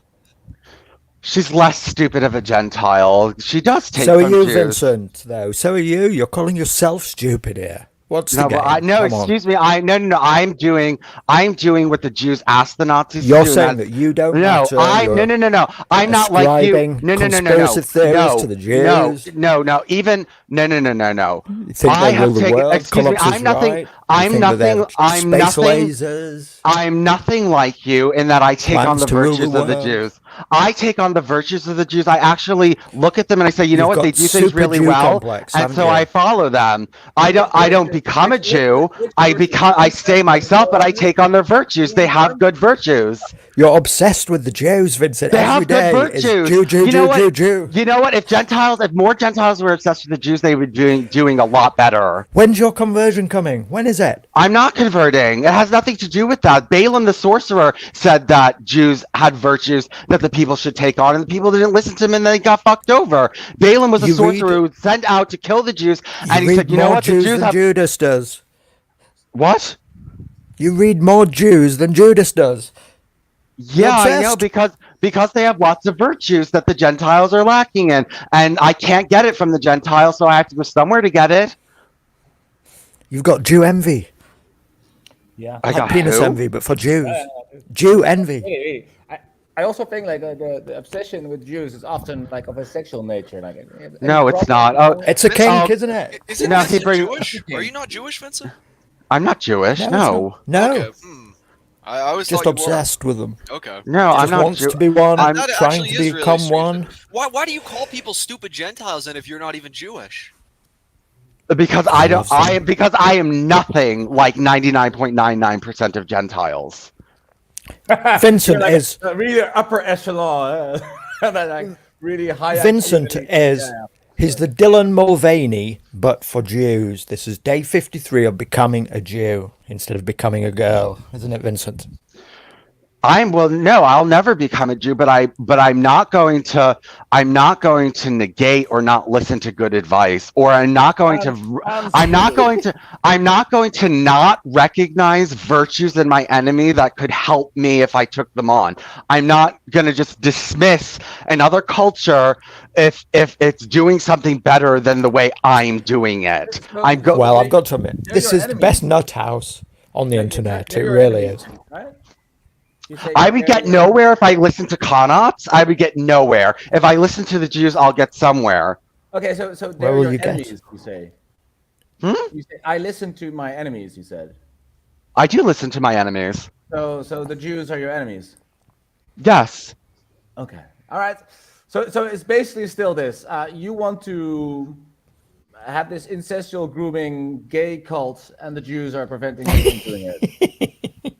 That's still the argument. They are spreading the antithesis. Yes, the with their space lasers. I said no. I said with their ideology. I said they're spreading. Can you stop? Can you stop talking about space lasers? I said that they are spreading the antithesis. Is what they're doing. God. And they're powerful. They're more powerful than I am. Excuse me. They're more powerful than I am. Everybody's more powerful than you are, Vince. I know. So I should. Well, look. I'm also against Islam. Even though we're in peak global homo right now. I'm against Islam. I'm against Christianity. But you don't seem to care about that. You only seem to care that I'm against the Jews, and that's it. Because it's obsessive. I mean, you've been talking. Okay, I used to be obsessive about Islam. Okay, I used to be obsessive about Islam, and then you would come up to me and be like, "Stop obsessing about Islam." You know, like you don't want me obsessing about any problem. It is just weird that you're like talking about Jews 24/7 with Claire, and Claire. Because they're more interesting than Gentiles. They have better things to say than you. What do you want me to do? Talk to you all day, Conops? Put a Jew in your asshole or something? What do you want me to talk to you? Do you want me to talk to you, Conops? Is that what you think would be a better idea? Talking to fucking an idiot like you? Maybe, if you talk to me, we could expand your horizon a bit. Maybe talk. Yeah, what am I going to learn from you, Conops, that straight men have sex with each other? That's your knowledge. That's your great contribution to the world, that straight men fuck each other. Yes, absolutely. They do it in prison. So don't. No, I did. We're not talking about prison. We're talking about reality. We're talking about outside. Conops believes outside of prison, two straight men fucking each other are not gay. That's your wisdom. That's your great contribution to the world. Absolutely. If they didn't get married and they prefer women, they're not gay. They did a gay thing. Okay, you know what, yeah, okay, fine. You know what? Okay, it's Conops versus the knowledge of the Noahide laws. Conops is the king. I take my own knowledge. I'll take academic research. I take any paper over the Bible. Thank you. Yeah. Okay. So, what academic paper says that straight men who sleep with each other aren't gay? Well, this already started with Alfred Kinsey. You know, like there's. So he said if straight men sleep with each other, they're not gay. He said that. They're not necessarily gay. No. At all. There's no homoerotic feelings at all. I didn't say there is no homoerotic feeling at all. That's homosexuality. Oh God. I don't care if they identify gay. If you have a dick in your mouth, you're gay. Well, I think if you prefer to I tend have to a agree. pussy in your mouth, you're still Not more preference. straight than No, me. it doesn't matter if you're bisexual. Then you're bisexual. There's no such thing as a man But who puts a there's dick in his also mouth who's degrees of straight. there's the degrees of things, right? I mean, Okay, like this is there are just you people. trying. This So, is you trying to legitimize your questionable heterosexuality. why do you make this personal, Because Vince? no, I'm not yeah, it talking is about. personal. I'm not Because talking I about do your think sexual because I'm preference, gay, right? I'm gay. I have gaydar. I have gaydar, and I feel that you're gay, and I feel you're a closeted homosexual. Who? That's what I feel. You want to find out, Vince? You want to find out so badly. You wanted to I find out. have gaydar. You're Most homosexuals have gaydar, Connor. We sexually. can tell each other. It's a tribe. Not about Okay, it's Holy an shit. essence. talking in You have a midget levels and all homosexual that. You have a essence. preference for what would you say? Small little boys, girls, You have a homosexual essence. a homosexual essence. All Yes. right, Okay. Vince. Okay. My gaydar goes Gaydar ping, ping, is ping, ping. no. My gay, especially now that you're telling me that you believe in your own heart and soul that you could go out and have sex with a He's man just and a you're not liberal, gay. Vince. No, but he Vincent, thinks he's he just a can. think liberal. Okay, he in my believes heart he and could go out and have sex soul, with a man and not be I can gay. have like So, a lot of drinks and then damn it, Look, he's just and something liberal happens and he's I'm still Dutch. straight. It's I think that it's still a could it's a happen. type of European That's character. He's just that's a liberal mental. Dutch man. That's a mental disorder. A man. Yeah. Okay. You know. Well, I think we already know what's going on. Connops has sex with men and still claims to be straight. That's what's going on. My girlfriend totally approves. Yeah. Yeah. Yeah. I'm sure she does. Right, Vincent, not everybody lives in your world, man. That's not everybody goes to like Yeah. these Okay. parties like Yeah. that. Connops. Fucks a Connops. brother, Let's just sister, follow I mean, like, Connops. not everybody does that, you know. Okay. Not only do you believe that men having sex with each other aren't gay, but you also are like 9 on the gay or gaydar erector the gay scale, gaydar scale. Okay, the gaydar is like beeping. It's like beep, beep, beep, What beep, the beep, beep, beep, fuck are we beep. talking about here? We're talking about Conops thinking that it would be better for me to listen to him and talk to him than to talk about the Jews. I think let's just rail it back. Jenny. Let's rail this Like back. a member of her bit. cult, you know. Like that's not. An Let's rail this independent back. mind. It's not an independent mind, Vincey boy. You've been I don't know. You've always been sort of indoctrinated by different types. You always come under a spell of a different person. I'm not under anyone's spell. Yeah, you are. Whose So, spell? yeah, I'm under my own spell. I'm under my own spell. Yeah. That's why I really appreciated Jenny and all the mumbo jumbo she was talking about. And I didn't appreciate her. Excuse me, I didn't appreciate her, and I never supported her. I never supported her. I always told her, no, stop lying about me. I never supported her. I always told her I don't understand what she, no, not like that. Not in her ideologies. Not in her ideology. I always told her. Let's calm down. Yeah, okay, wait. Let's have a Connor, civilized conversation. I always told her, Connops, I Come on. always told her Calm down. that I do not understand what she's talking about. I've always a way to up my volume. I've always admitted I have no idea what she's talking about. I'm not educated enough to even discuss it with her. I didn't say it was wrong. All I said is that I don't know enough about quantum mechanics. That you're not educated enough is already saying, "Oh, I'll defer to you with your." No, I didn't defer to her. I said I don't know. I said I'm not smart enough. I told her that I wasn't educated enough to have this conversation. It's to get a character, you know. You know, Connops, are you trained in quantum mechanics? You know what, Connops? Connops, are you trained in quantum mechanics? Are you trained in quantum mechanics, Connops?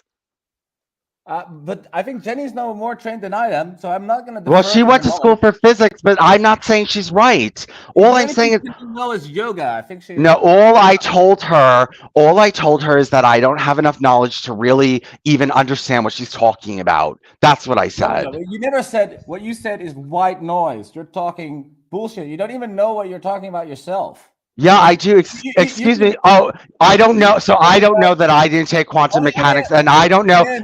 So you're telling me that I don't know what I don't know. You're telling me that I don't know what I don't know. So you're telling me that I don't know that I don't know quantum mechanics, as if it was just gonna like. So I know quantum mechanics according to you. So straight men can have sex with each other. Your reaction to Jenny should be: this is somebody's like bullshitting you, like about modern art. They tell you this painting means this and that and such, and you're like, oh yeah, totally. You're totally right. I didn't say totally. I said I don't know what. I told her I didn't. Okay, Conops, if you're gonna keep accusing me, if you're gonna keep accusing me of things that aren't true, I'm gonna throw you off. I never said that about Jen. I never said it. So stop accusing me of things I didn't do. Yes, Conops is being very disruptive. Perhaps we should give Yeah, the see, others I'm a about to throw. chance. Yeah, let's get rid of Conops because he's just being. He's lying about me now.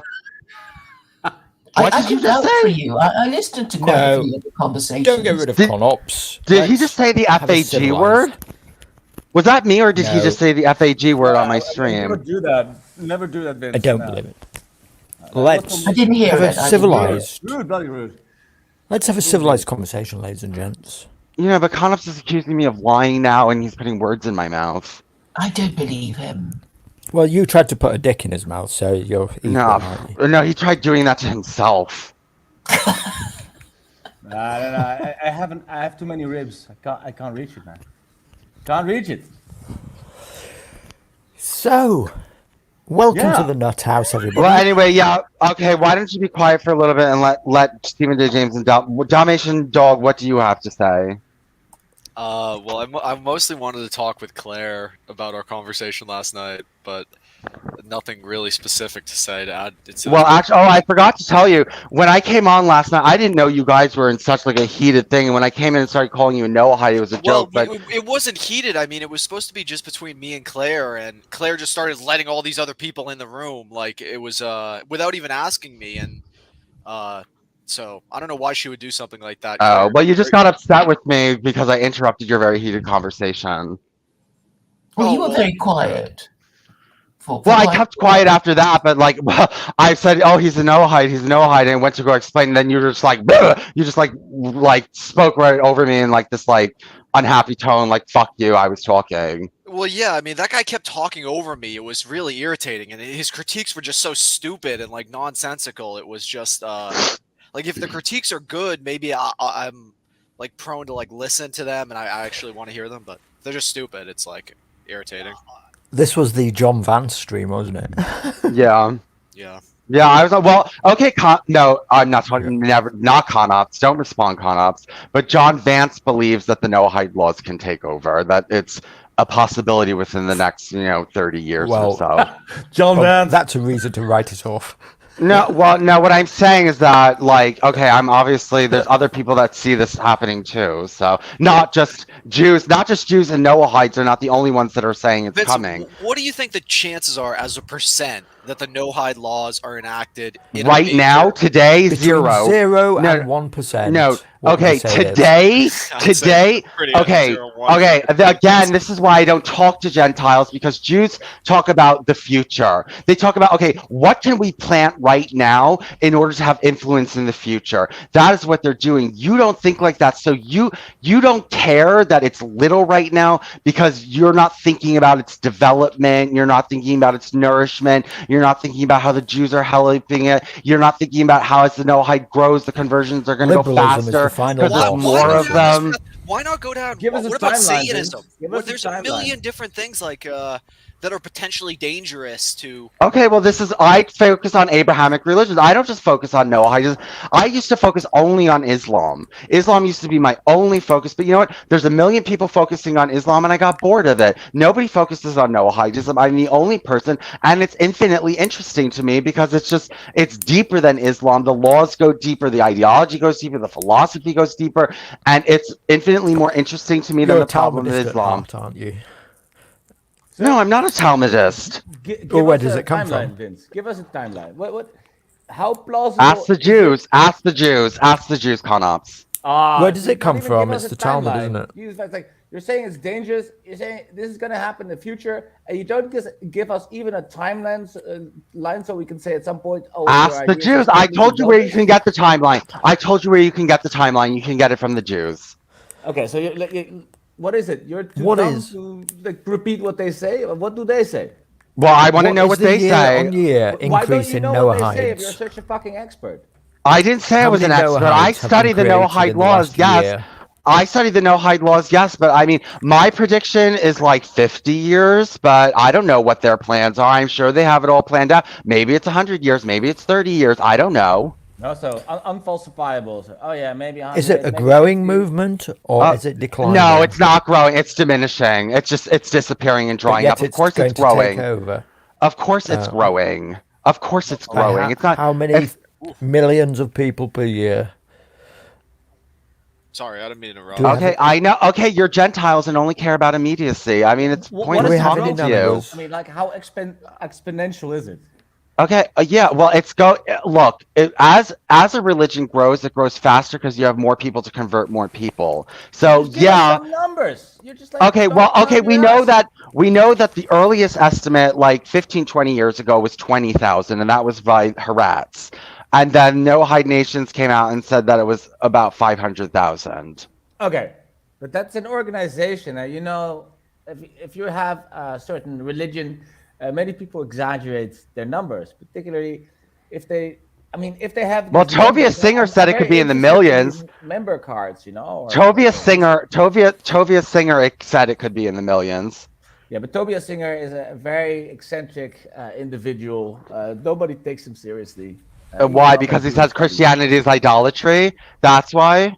Because he actually speaks true Judaism. Is that why you don't take him seriously? No, nobody takes him serious. Like A his lot of like people, the really Noahides, ironic he's ideas really about popular among history. Noahides. He's really popular among Noahides because he calls Muslims Christianity love idolatry. him. Yeah, Muslims like love him too. Yeah, but no scholar takes his historical views, for example, seriously. How do There you you go. know I mean, that? he's a Have you religious man. studied? Yes, he's a Have you religious studied? man, but he's not. Connops, have you made a study of who takes him seriously? What about Orthodox Jews? Fuck historians. What do He's Orthodox for Jews? example, What he do is following. Orthodox Jews say about him? He's Orthodox for Jews like example. him. I don't care what Whoa, a fucking whoa, whoa. idiotic professor First, says. first, I first, care what an first. Orthodox Jew has to say about him. You care what an Orthodox Jew is. Why would you care about what some Because that's where poor his power comes Brooklyn from. would think? That's where his power comes from. That's where the real power comes from. It's not going to come from you. It's going to come from Orthodox Jewry. And what they think about his message is what is But most Orthodox important. Jews are not And what powerful. Muslims think. Why? Why do Muslims care about what some rabbi has Because to he say? says Christianity is idolatry. Yeah, that's why. Therefore, Look, Jews the and way to Muslims. topple But you're Christianity is to pretending. get Jews and Muslims to say it together. No, but you're pretending like Muslims and Jews don't have any major issues. For example, Muslims They might believe that Jews. decide to put them aside to get Claire. rid of the Hey, enemy hey. of Christo-liberalism. Okay, so you didn't let me speak. So why don't you even know why Jewish people and Muslims why they disagree about things? Or I mean, why do they disagree? And what is their big beef? Do you know, Claire? It's Israel, of course. No, it's not Israel. It's the religion. The religious beef is that Muslims they blame the Jews for altering the scripture.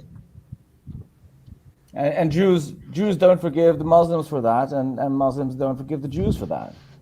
Yeah, so in the That's not my Quran, all these perception. They're all these dislike texts each like don't other, take though it's Jews and going on Christians about as your Palestine. friends. Don't take Jews and Christians as your friends. It says, or Jews and Christians are the descendants of pigs and monkeys. And there are lots of these phrases in the Quran. So I mean, it's not a very amicable relationship. Well, when Muslims express anti-Semitism, they express the same kind of anti-Semitism that Westerners express. Like, oh, you control everything, and blah, blah. Well, what other way of that's like the only way of anti-Semitism there is, pretty much. I mean, all anti-Semitism. I'm not. I'm not that type of anti-Semite. Yeah. Meet Vincent here. I'm not that type of I don't care that Jews are liberal and all that other. I don't care if they're pushing porn and drag time story hour. Like, that's not what bothers me. Vincent is a Okay. space lasers Jewish. What bothers you, conspiracy though? theorist. What bothers me is that Number one, okay, everyone is allowed to get collective revenge. If Native Americans want collective revenge on white people, go ahead. Did all white people do something bad to Native Americans? No. Do all white people think bad things should happen to Native Americans? No. But if Native Americans wanted mass revenge, I would understand. The Jews. Whoa! You would understand? You approve? Vincent, that is the most ludicrous thing I've ever heard. Yeah, what you just said weird. right I there. would understand. That is like you could I would. unpack that. Okay. That is I would. Wait. Just because like 200 years ago there was the Trail of Tears or shit like that? You really think that? Okay. I would. I said I would. I didn't say I would support it. I said I would understand. What if white people wanted revenge against the Jews? I mean, do you understand that or? Yes. Okay. I understand. I understand. Okay, if Native Americans were like, let's call white people, would I defend myself? Yes. Would I be like, where is this coming from? How odd of you? No, I'd be like, okay, I get it. We came in, we destroyed your way of life. You live on a reservation now with a bunch of alcoholics. Like your life is horrible because of what we did to you and you want revenge. Okay, what the Jews did in Canaan and the ideology that spread out of their Torah is horrible and destroyed the world and made the world an unpleasant place for me to live in. And on that level, do I want revenge for that? Yes, but what has really, like, if there were no Noahide laws, would I be like so into getting this revenge? Not really. Like, I don't think I would have that fire in my belly. Like, oh God, I got to go after the Jews. I'd just be like, I would be annoyed with them. I'd be angry. I'd be upset. I'd be depressed. But I don't think I would be like lashing out at them the way I do. I have a physical Yeah, well now I have cyclical. something. It keeps going round and round because there's always going to be. No, it's not good, though, is it? Because if you take cruelty? When you take revenge, then Like the Jews do. of those who live on then want to take revenge upon that group and on and on and on. Yeah. It's a Okay. perpetual Okay. cycle. Well, the Jews get revenge, and they're doing a really good job. So. How? The Jews get revenge on anyone. All of their holidays are about people who tried to destroy them and how they won and how they got revenge. Yeah, that's what it's all about. People tried to destroy them and then they got revenge. The Jews never just passively accept any kind of persecution. They get you. Who would? They get you back. No, but they get you back. They get you back. They get you back. And how? I mean, what do you mean? In their holidays, well, didn't they get? They got revenge holiday. They got revenge and are getting revenge on Nazis. I think he's talking about Purim, isn't he? Here, Purim is supposedly this holiday where somebody was going to massacre the Jews and they massacred them first. Is that what you're talking about? But for example, Hanukkah is just resistance against assimilation. It was the fanatical Jews that didn't want to assimilate in the Greek Empire of Alexander, and then they revolted. It was much more of a Jewish civil war. So it doesn't have much to do with revenge. It must have to do with. Well, I was talking about Purim. Fanatical. I didn't say Hanukkah. I said Purim. Don't bring up something I never talked about. You said all the Jewish holidays. You said. So, there we go. I think we can all agree the Old Testament, whatever you want to call it, the Torah, is full of some quite horrific stories. Sure. It's a rather vile document. It comes from that area of the world, the Middle East. If you look at the laws of Hammurabi, it's not very different. It's that sort of like Semitic tradition. Islam is also a part of it.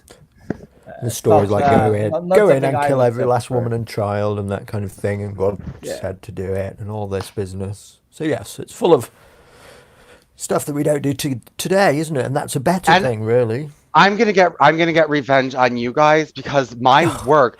I'm gonna tell you how I'm gonna get revenge on you. Upset that we I am telling you. Here's how I'm going to get revenge.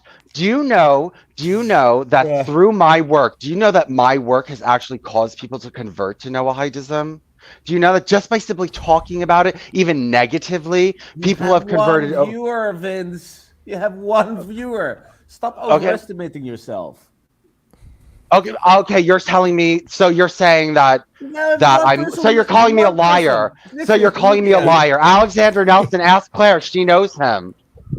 Okay, you got one. Just like like Okay. she also had one follower for a long time. Vincent, Like, you seem to imply that revenge is like a good thing, almost. It is. It How many is. times have you been on Adam Green, Vincent? A lot of times on Adam Green, yeah, like 7 times or something, 6 times, That's or impressive, four isn't or 5 times. it?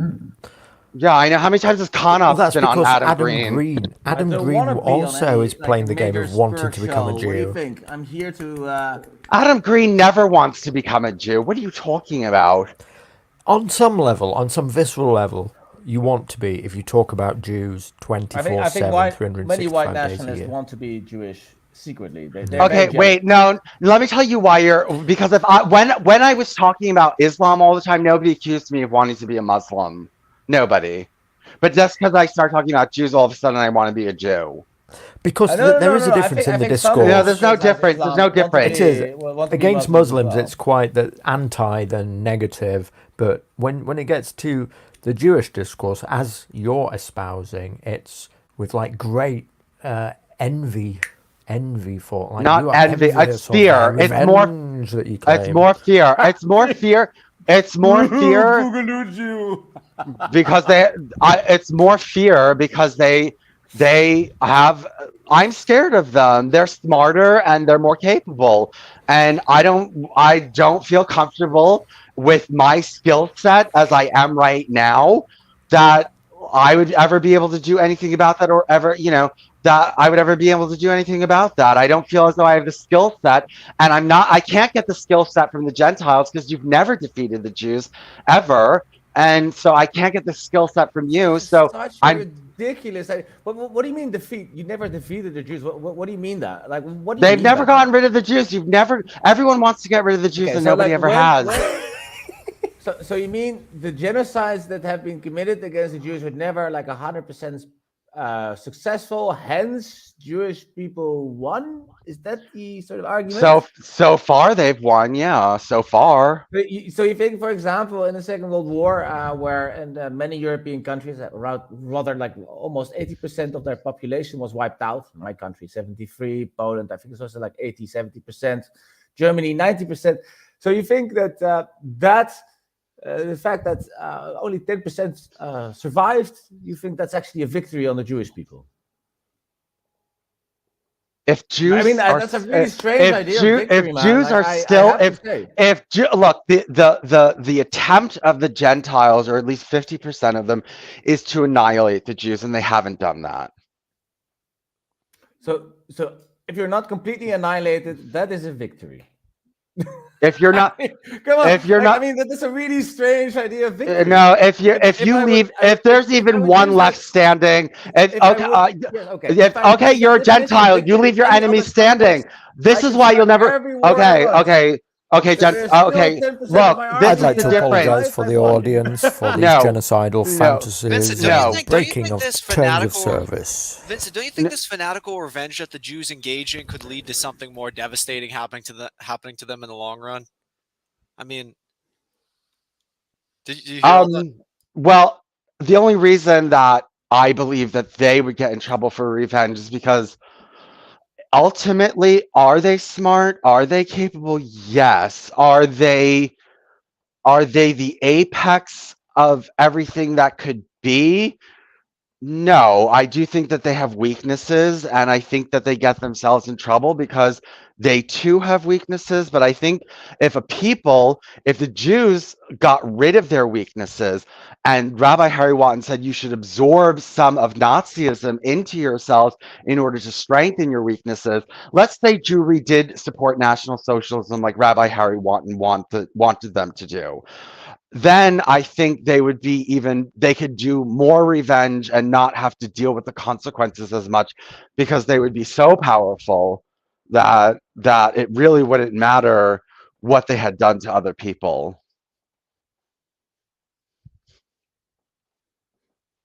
Yeah, so again, you see Jews as all powerful. No, I didn't say all powerful. That makes you want to kneel I and didn't open say your all mouth. powerful. I just You said want to they're kneel not and all open your powerful. mouth. I just said they're not all powerful. Didn't I just say they're not all powerful? Well, you just implied. No, that I they said are. if they absorb They're like an Nazism. Ubermensch. You talked about them like they're an Ubermensch. No, I said, okay, they're smarter and more powerful than you are, Conops. They are smart. Yeah, look, I am just a regular guy. Yeah, I Not just as know. powerful Yeah, that's as, a category error, isn't it? Well, I'll put it this Obviously, a way. group Okay, fine. is more I'll Jews. put it to powerful you. Of than. course, I'll like put it to you this people way. I'm collectively, smart. people I am collectively are smarter always than all of going to Jewry. be more powerful than me. But there definitely a lot of people who are not as powerful. I mean, you mean physically or influential or whatever? What are you talking about? Well, the Jews are more influentially powerful than Okay, so than the they are Dutch more. are. Okay, the Okay, Jews are more so powerful you than the would say Dutch. okay, The no. the Jews are Here I more want to powerful than respond the to you. Dutch. So Vincey boy, listen. You think that in the Netherlands, Jewish people are more powerful No, than globally, so-called Aryan no, people? globally, Jews are more powerful than the Dutch. Globally, Yes, because they're also more numerous. Holy fuck. that number has nothing to do with it. Britain was a small country that controlled the world. It's not numbers. It's intelligence and capability. And the Dutch don't have a lot, which is obvious through you. Well, we have a higher GDP than America, but that's fine. Okay, but you have less power than the Jews on the world stage. Yes, but the Jews don't have one collective voice. It's really dumb. The Jews have Do the Jews more have of a a collect. collective voice? Is The there Jews Jewish have priests? Do more. all The the Jews, Jews agree on no, something? I the mean, Jews, but okay, that is but like they have more of a ridiculously collective voice than retarded. you do. Really retarded, They Vincent. have, they Is that have your more idea collect. that in 50 years they're gonna take over with the I Noahide didn't laws? say no. I'll The make a Jews bet don't with rule the you. world under Noahide law. Stop putting I'll words in bet you my mouth. 10,000 euros that they won't take over, and we can get that money back, man. No, I just For said they're 50 years, priests. They we don't can take pay over. for They're my pension, priests. They're butt boy. priests.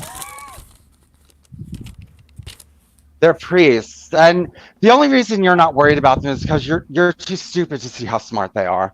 Hold on one second. One second. So I was just looking at Noahides I mean, on isn't there? Google. Vincent just talks about how smart the Jews. Sorry, not to interrupt you, but he talks about how smart the Jews are. It's like there's plenty of smart groups of people all over the world. Are the Jews even the smartest peoples? Like, I don't even know. Well, I mean, like, how do you want to measure that? Just by IQ? Yeah, I guess there's different ways of measuring it, but there's like yeah, plenty. well, Like Asians are very smart. They're very like they're. You know, the Jews in depends some how ways you want to are look. You know, dumb like too. I don't know. In the United States, the Jewish people are not really representative in many ways. And that's also because many of them are descended from immigrants who died in the Holocaust. And I mean, the people that did survive were a bit educated than other Jews, for example. In the Netherlands, Jewish people have about an IQ of 107, and Asians have about an IQ of 105. It sort of depends, you know. And with Jewish people, it's much more verbal IQ than spatial awareness or spatial IQ. But yeah, I am not the big proponent of genetic theories about group intelligence. But if you think about just the scores, maybe Jewish people slightly are one of the smartest people out there. Yeah, Yeah, it's just the Ashkenazis. yeah, that's also true. That's true. So I was just looking at Noahidism, and apparently there's 20,000 of these official Noahides around the world. With the country with the greatest number is the Philippines.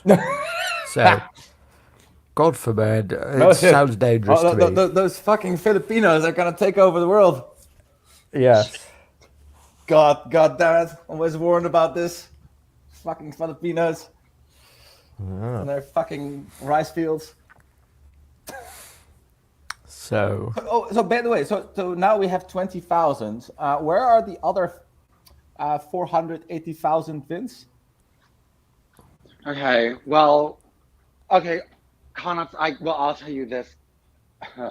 Both me and Orthodox Jews agree that you are a typical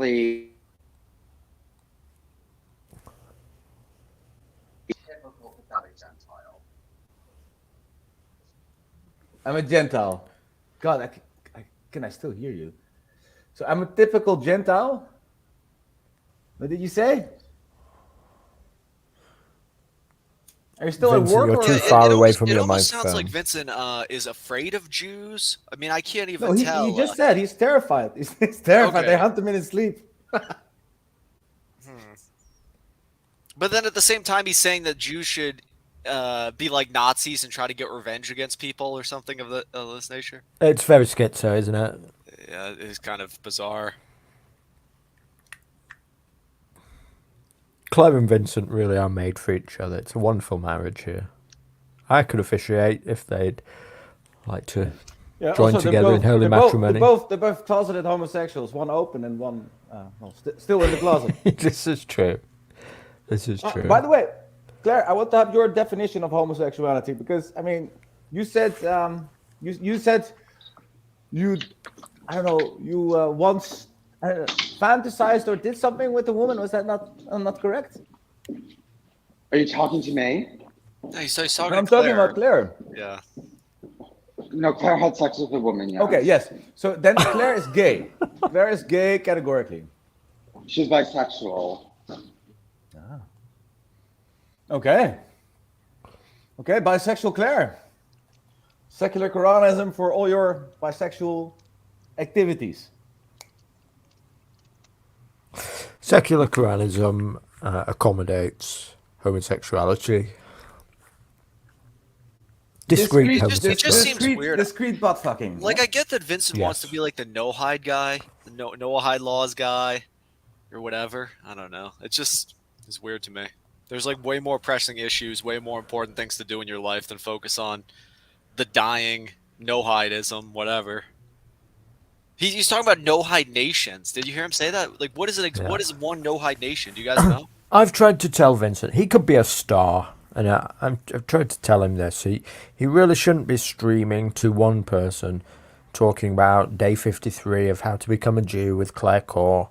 He should start a channel called like Super Gay and just do gay stuff, and he'd become a star very quickly. But instead, he's talking about all this bullshit that everybody thinks is insane, for one, and people are only here because they think it's It sounded funny, really, and there's going to be a shit show like this. really schizophrenic. So first he was like, "Oh my God," he's like, "No hides, they're so dangerous." Then he had this really strange program about acceleration. So he said, "Oh, now I want the no-hide law, so then people are gonna be against it. They're gonna wake up, but first they have to be introduced."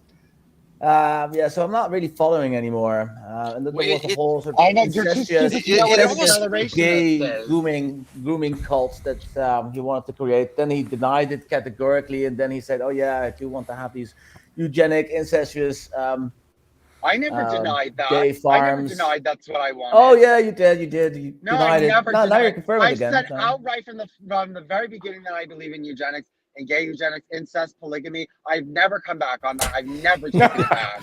And that you wanted to be a temple prostitute. Are you also not taking that one back?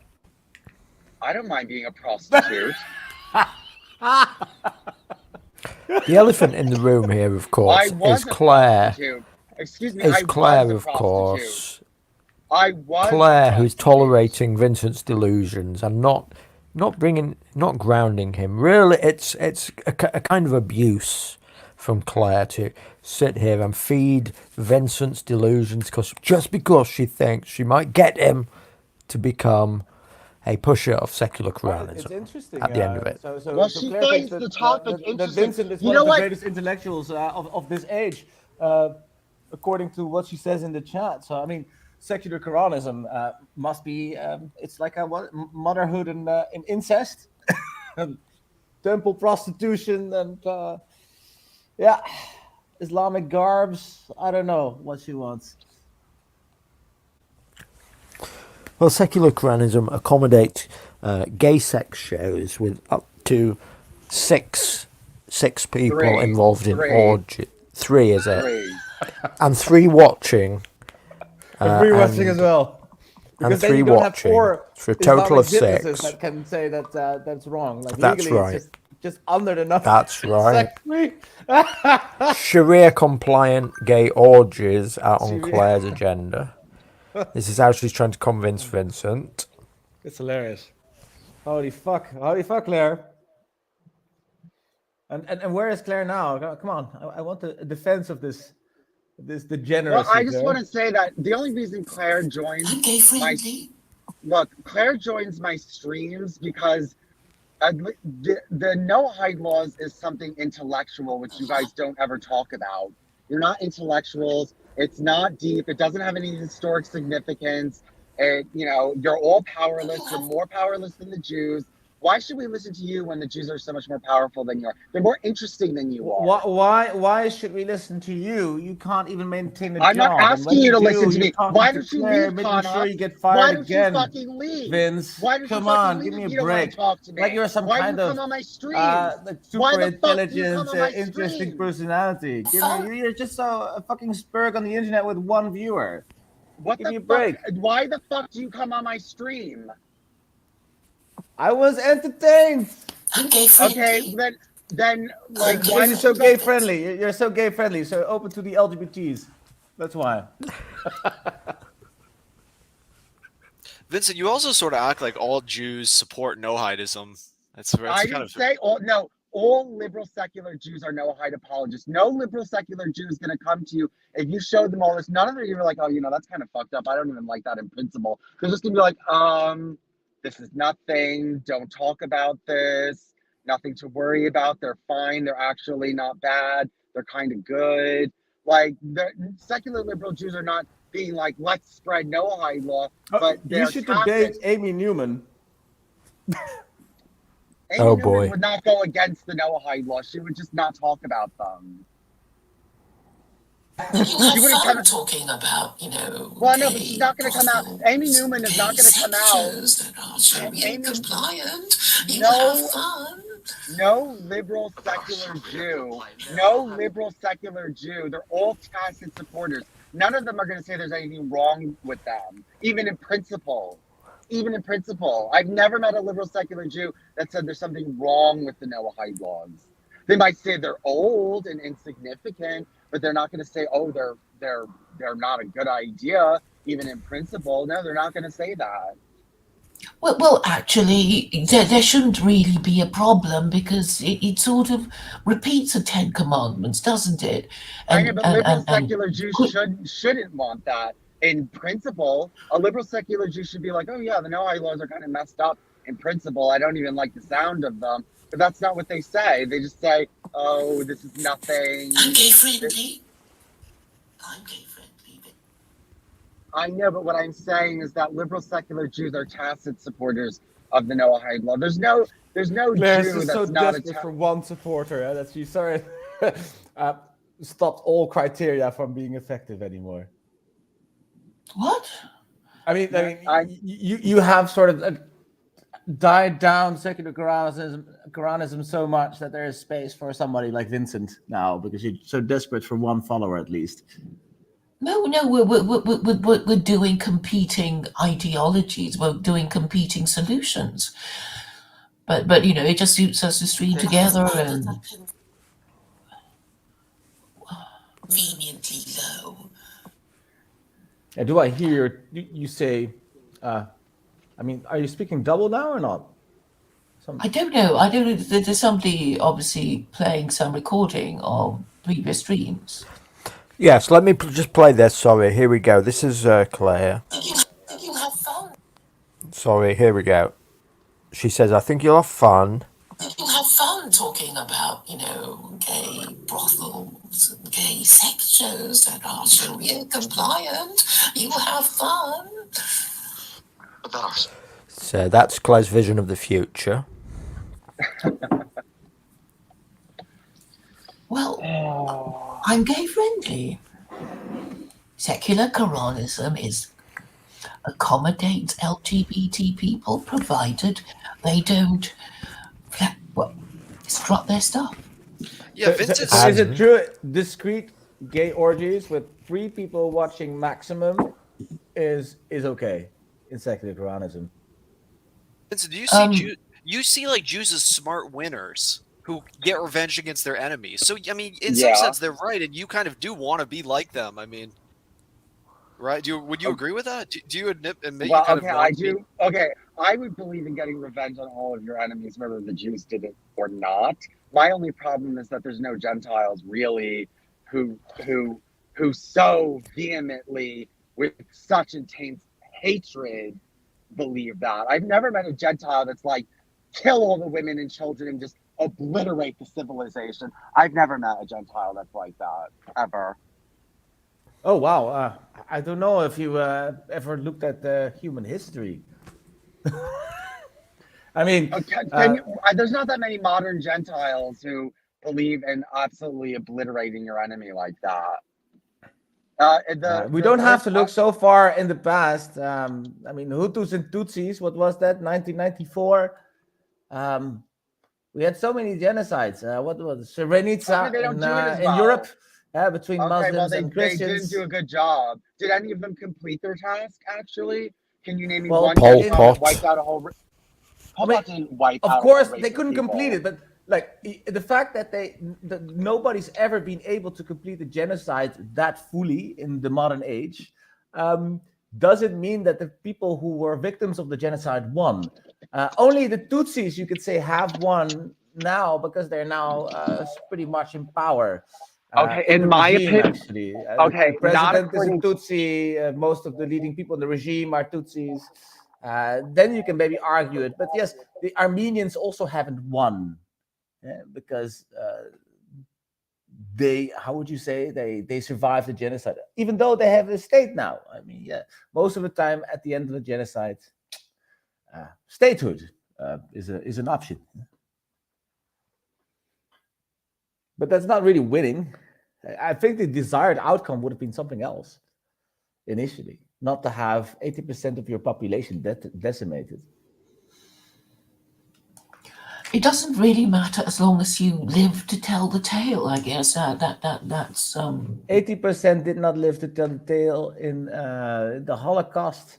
The numbers for the Armenian genocides are terrible as well, and also this applies to the Tutsis that were victim of the terrible genocide. All right, then that's the difference between me and you. I wouldn't feel I was successful until I wiped them all out. I wouldn't feel as though I had accomplished my mission. I'd feel as though I had failed if I didn't wipe them all out.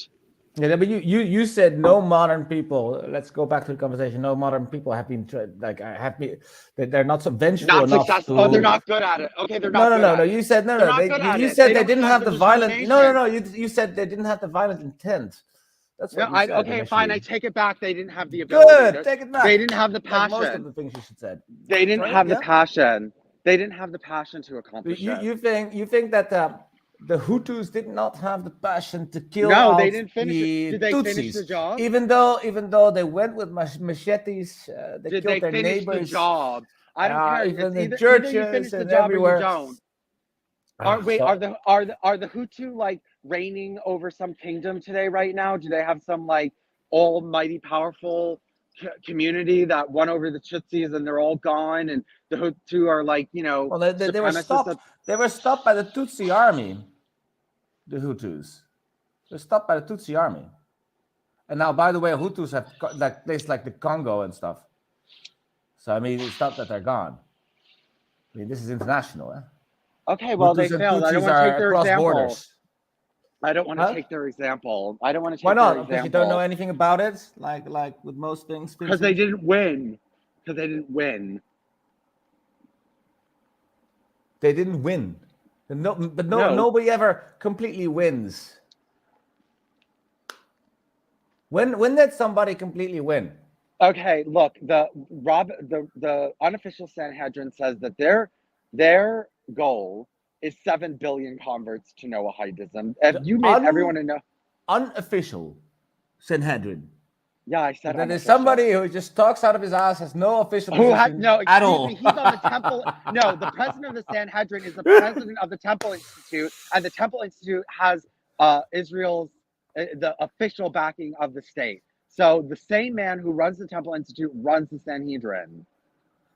So we also had some problems. So there are now 20,000 official members, but that whole 500.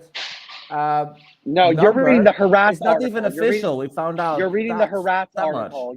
You're reading the Harass article. Go to Noahide Nations, who actually tracks Okay, so them. yeah. Go to the people who advocate the movement, and there's where you get really reliable numbers And Jews, instead of and a Jews, and Jews, and Jews that also an, say that, and an Jews. Israeli newspaper that's probably much more reliable, by the way. I don't think that people who actually You think funding the movement. You think Haaretz is less reliable than Noahide Nation? No, than Orthodox Jews. Yes, I think Orthodox Jews know that there's more Noahide. I think Harass is a liberal paper that didn't really do their research. Haaretz is actually a very, very interesting, fair newspaper. Not according to Orthodox Jews. Not according to Orthodox Jews. Orthodox Jews also believed in a talking burning bush. I mean, who should take them seriously?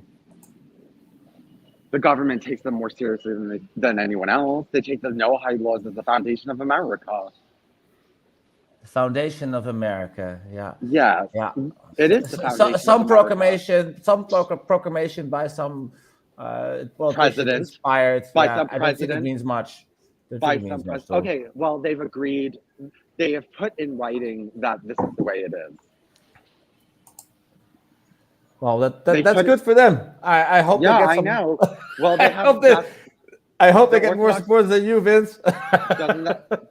Doesn't that prove that Orthodox Jewry has at least some power? I'm not saying every sort of strong lobby groups can get some things done. The Cuban lobby could get the blockade on Cuba done, although it didn't make sense anymore for a very long time. Okay. So yes, sure. Nobody lobby organizations can get things done. Nobody could get their laws announced as the foundation of American civilization. Nobody could do that. No, well, I'm not so sure. There have been crazy Christian groups as well that had have said really who never did it. For example, the Constitution never talks about that everything is under God, but that is on the money, written down by Eisenhower. So I mean, yeah. Christian which God? fundamentalists. Which does it say which God? Wait, well, it doesn't say. I think it doesn't say particular which God. But I mean, it was a nation where that would not be on the money for a very long time, and then a lobby organization got it done. Can you show me where the government has said Christian law is the foundation of American civilization? I mean, that has been the Christian God. That has been there for a long time with Christianity. I can look I can look up some presidents that might have said that. Absolutely. I mean, although of course. No, I mean officially with the Congress. I mean, the Congress, officially with the Congress. Together. Okay, so if they did it officially, the Jews got it pronounced officially with the Congress. So I mean, Christians never accomplished that. Okay, let me see. Okay, that just doesn't sound right to me. But I looked up this book, Guide for the Noahide, a complete manual for living by the Noahide laws. This is by some rabbi. It's got a bird on the front, a white pigeon or something on the front. Have you seen this book? Yeah, there's lots of books. There's millions of books. But really, what I think about both your worldviews, SK and this, I guess anti-Noahidism, Vincent's pushing, I guess, out of fear of it, I guess. I think none of these ideologies will ever come to fruition ever again. It's just. No, you just want liberal democracy. You want liberal democracy to be the end boss, the big scary boss, because you want it to be all the gays and the women and the blacks and all this other kind of. You don't want to think that Jews are promoting anything conservative, because then it will ruin your narrative. It'll ruin your narrative if Jews are actually promoting conservatism. And here's the other thing: if the Jews were promoting Noahidism from the beginning, you wouldn't be anti-Semitic. You wouldn't be. Are you simply saying that Noahidism is just conservatism? Yes. It is conservatism. It is. Of course it is. Of course it's conservatism. It's a conservative movement. It doesn't believe in homosexuality, adultery, blasphemy, idolatry. Yeah, it's a pretty conservative movement. And there's a lot of sub-laws too about, flirting and. Did you say I want liberal democracy? No, I said you want a liberal democracy to be the end boss, and you want to make it seem like all Jews are liberal Democrats who are promoting drag time story hour, and that's just not true. I understand there are conservative Jews. I that understand are that. promoting the Noahide laws and a conservative agenda. And if all Jews were doing that, you wouldn't be anti-Semitic. If there were never a liberal Jew on the face of this earth, and all Jews were Noahidists, Well, and were there's more promoting. reasons to be anti-Semitic than. I guess I don't necessarily say I'm anti-Semitic, but there's more Yes, you reasons are, to. though. Why do you even say There- that? You there's so more. obviously are. There's more reasons to hate Jews than merely if they were like. No, you just want your narrative. You don't care if it's right or wrong. You don't want to admit that you Okay, might be why wrong. would you So it's wait? always we have to hate the Wait. Jews. I'm not Dalmatian, necessarily sure the future is going to be. The future isn't going to be like how I think anybody thinks that it's going to be. Dalmatian dog. What if there were no liberal Jews and they were promoting the Noahide laws? Why would you hate Jews? No, because he doesn't want to question I- liberalism, because he thinks it's his thing, of his race, of his nation, of his civilization, and all that. And he doesn't want to question it because it's a sacred cow. I'm So not he sure. prefers to blame Jews rather than. The only reason he hates Jews is because there's a lot of liberal Jews. That's it. That's I'm not sure everything He doesn't conservative. even know his own mind. I don't think. No, okay, I don't think everything that's conservative is necessarily just good. What's wrong? Okay, what's wrong with the Noahide laws then? What's wrong with them? It's Jewish, he's going to say. It's No, Jewish. I know, but no, I mean on their face. What is your problem with them on their face? Okay, let me pull them up. Give me 1 sec. I mean, these laws don't really tell you anything. First and foremost. Okay, no. Okay, they're just moral. They're God. just moral, like what's your problem like with it's an them? advisory. You call It's them like moral. Okay, What you do you believe they're want? moral. Okay, no, he believes they're moral, so he doesn't have a problem with them. So if Jews were spreading this from the beginning of time, you wouldn't have a problem with Jews. No, I'm saying that all these laws are is just like moral advice on how to live your life. That's simply all that they are. I know, but they come with It doesn't. punishments. The no-hide laws really don't even say anything that. No, Okay, they sure. come with Okay, punishments. yeah, But how and many- that's where we disagree probably about the punishments. I mean, I don't agree with. Oh, okay, don't mention But Tom. they What is do your come problem? with Why did punishment. you think it's enough to have moral laws? What more do you want? But yeah, like I said, I don't necessarily agree with conservatism for full on. So That's what why do you I would. agree That's with? why I wouldn't be like the homosexual stuff necessarily. I don't know if I would agree with that. Like they want to kill all homosexuals. Like that's not No, they conservative. don't want to kill. Yes, it is. Okay, It's that's too okay. conservative That's for you. extremely conservative. Yeah. Okay. Okay, Yeah. it's too conservative for you. It's very conservative. Yeah.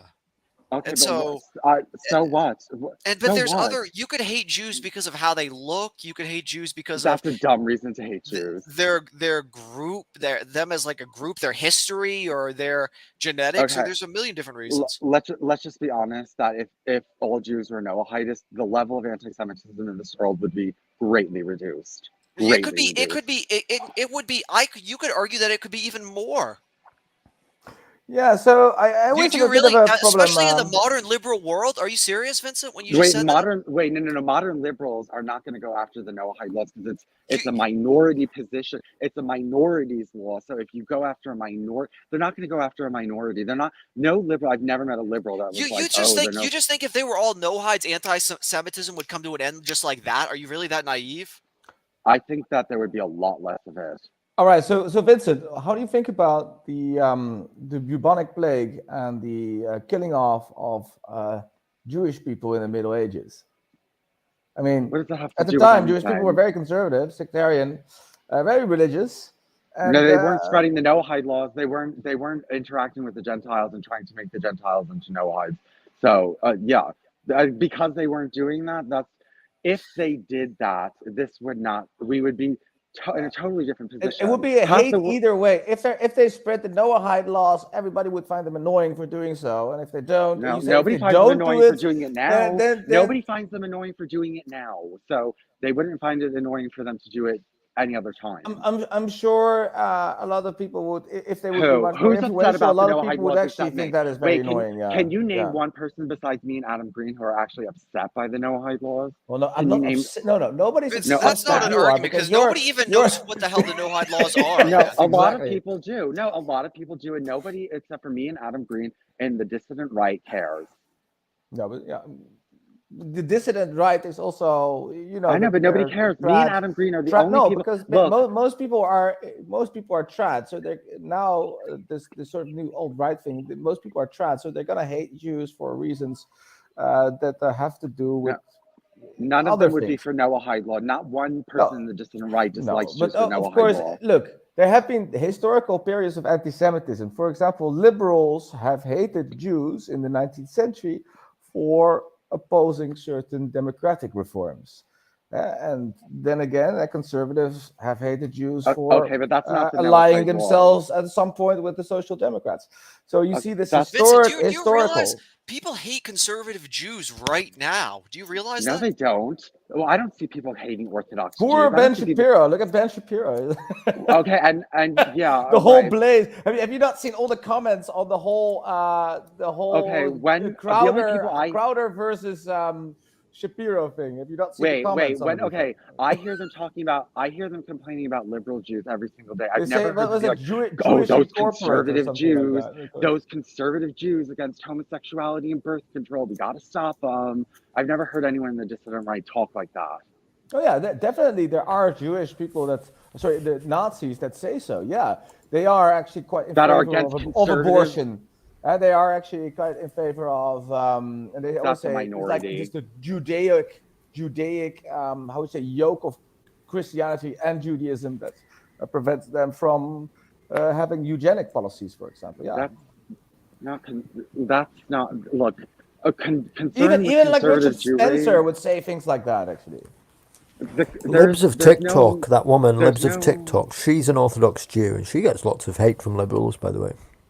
there's not a major seething hatred for Orthodox The liberals hate Jewry. her. Okay, but they don't hate the definitely. Noahide laws. Definitely, They, if I see these videos of these Nazis, many times they have like very recognizable Jewish hats. They make a caricature of the Jew. They don't take a secular Jew always as an example. So the dissident the right weird doesn't Jewish hate. dances that have been turned into memes and stuff like Okay. that. Well, look, none of you would ever get in the way of the Noahide laws, and all you want me to do is shut up about it. So you obviously don't have a problem with them. Vincent, plenty of We've people been sent here. get in the way. We've been sent here by the Jews to try and get you off of this, Vincent. It's actually, I think you've cracked This is a it. Jewish intervention. Yes. We're all from the same synagogue. It doesn't work in your favor for this knowledge to get out. It complicates things for you. It needs to get out of the Philippines first. Well, it complicates things for you. You just don't want it talked about because if the general population started realizing this, your movement would get a lot less support, and people would be a lot less likely to support you once this becomes popular. Then they're going to say, well, we don't really need you because, look, in 50 years, there's going to be no secular Jews. They're all intermarrying. They don't have any kids. The Orthodox are breeding rapidly, and they're starting to get power in Israel right now. And I believe that Orthodox Jewry is the future power of Jewry, not liberal secular Jewry.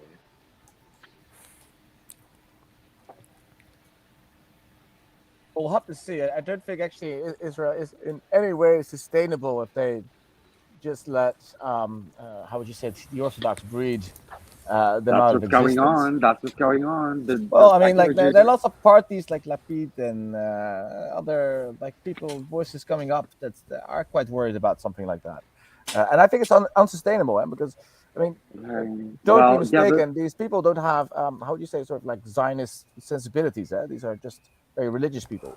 That's not true. The idea that all Orthodox are not Zionists is totally. Well, they're rather disinterested in Zionism, to put it mildly. Some are actually against it, like the Haredi, for example. Some, but there's a lot of Orthodox Jews that are pro-Israel. It's not as strong as in the secular, and they don't want to fight for the army, even if they do, or many don't. Which ultra-Orthodox have fought in the army. That's why they have. But that is the problem for them. That doesn't mean that they're not pro-Israel. Anyway, guys, I'm at work, so I have to go. Make sure not to get fired, Vincent. It's been fun. I came on because I heard Conop's on, so I'll see you all later then. Have a All good right. one. Have a good one, Okay. Have a guys. good Go, go. day. Bye bye. Bye, everyone.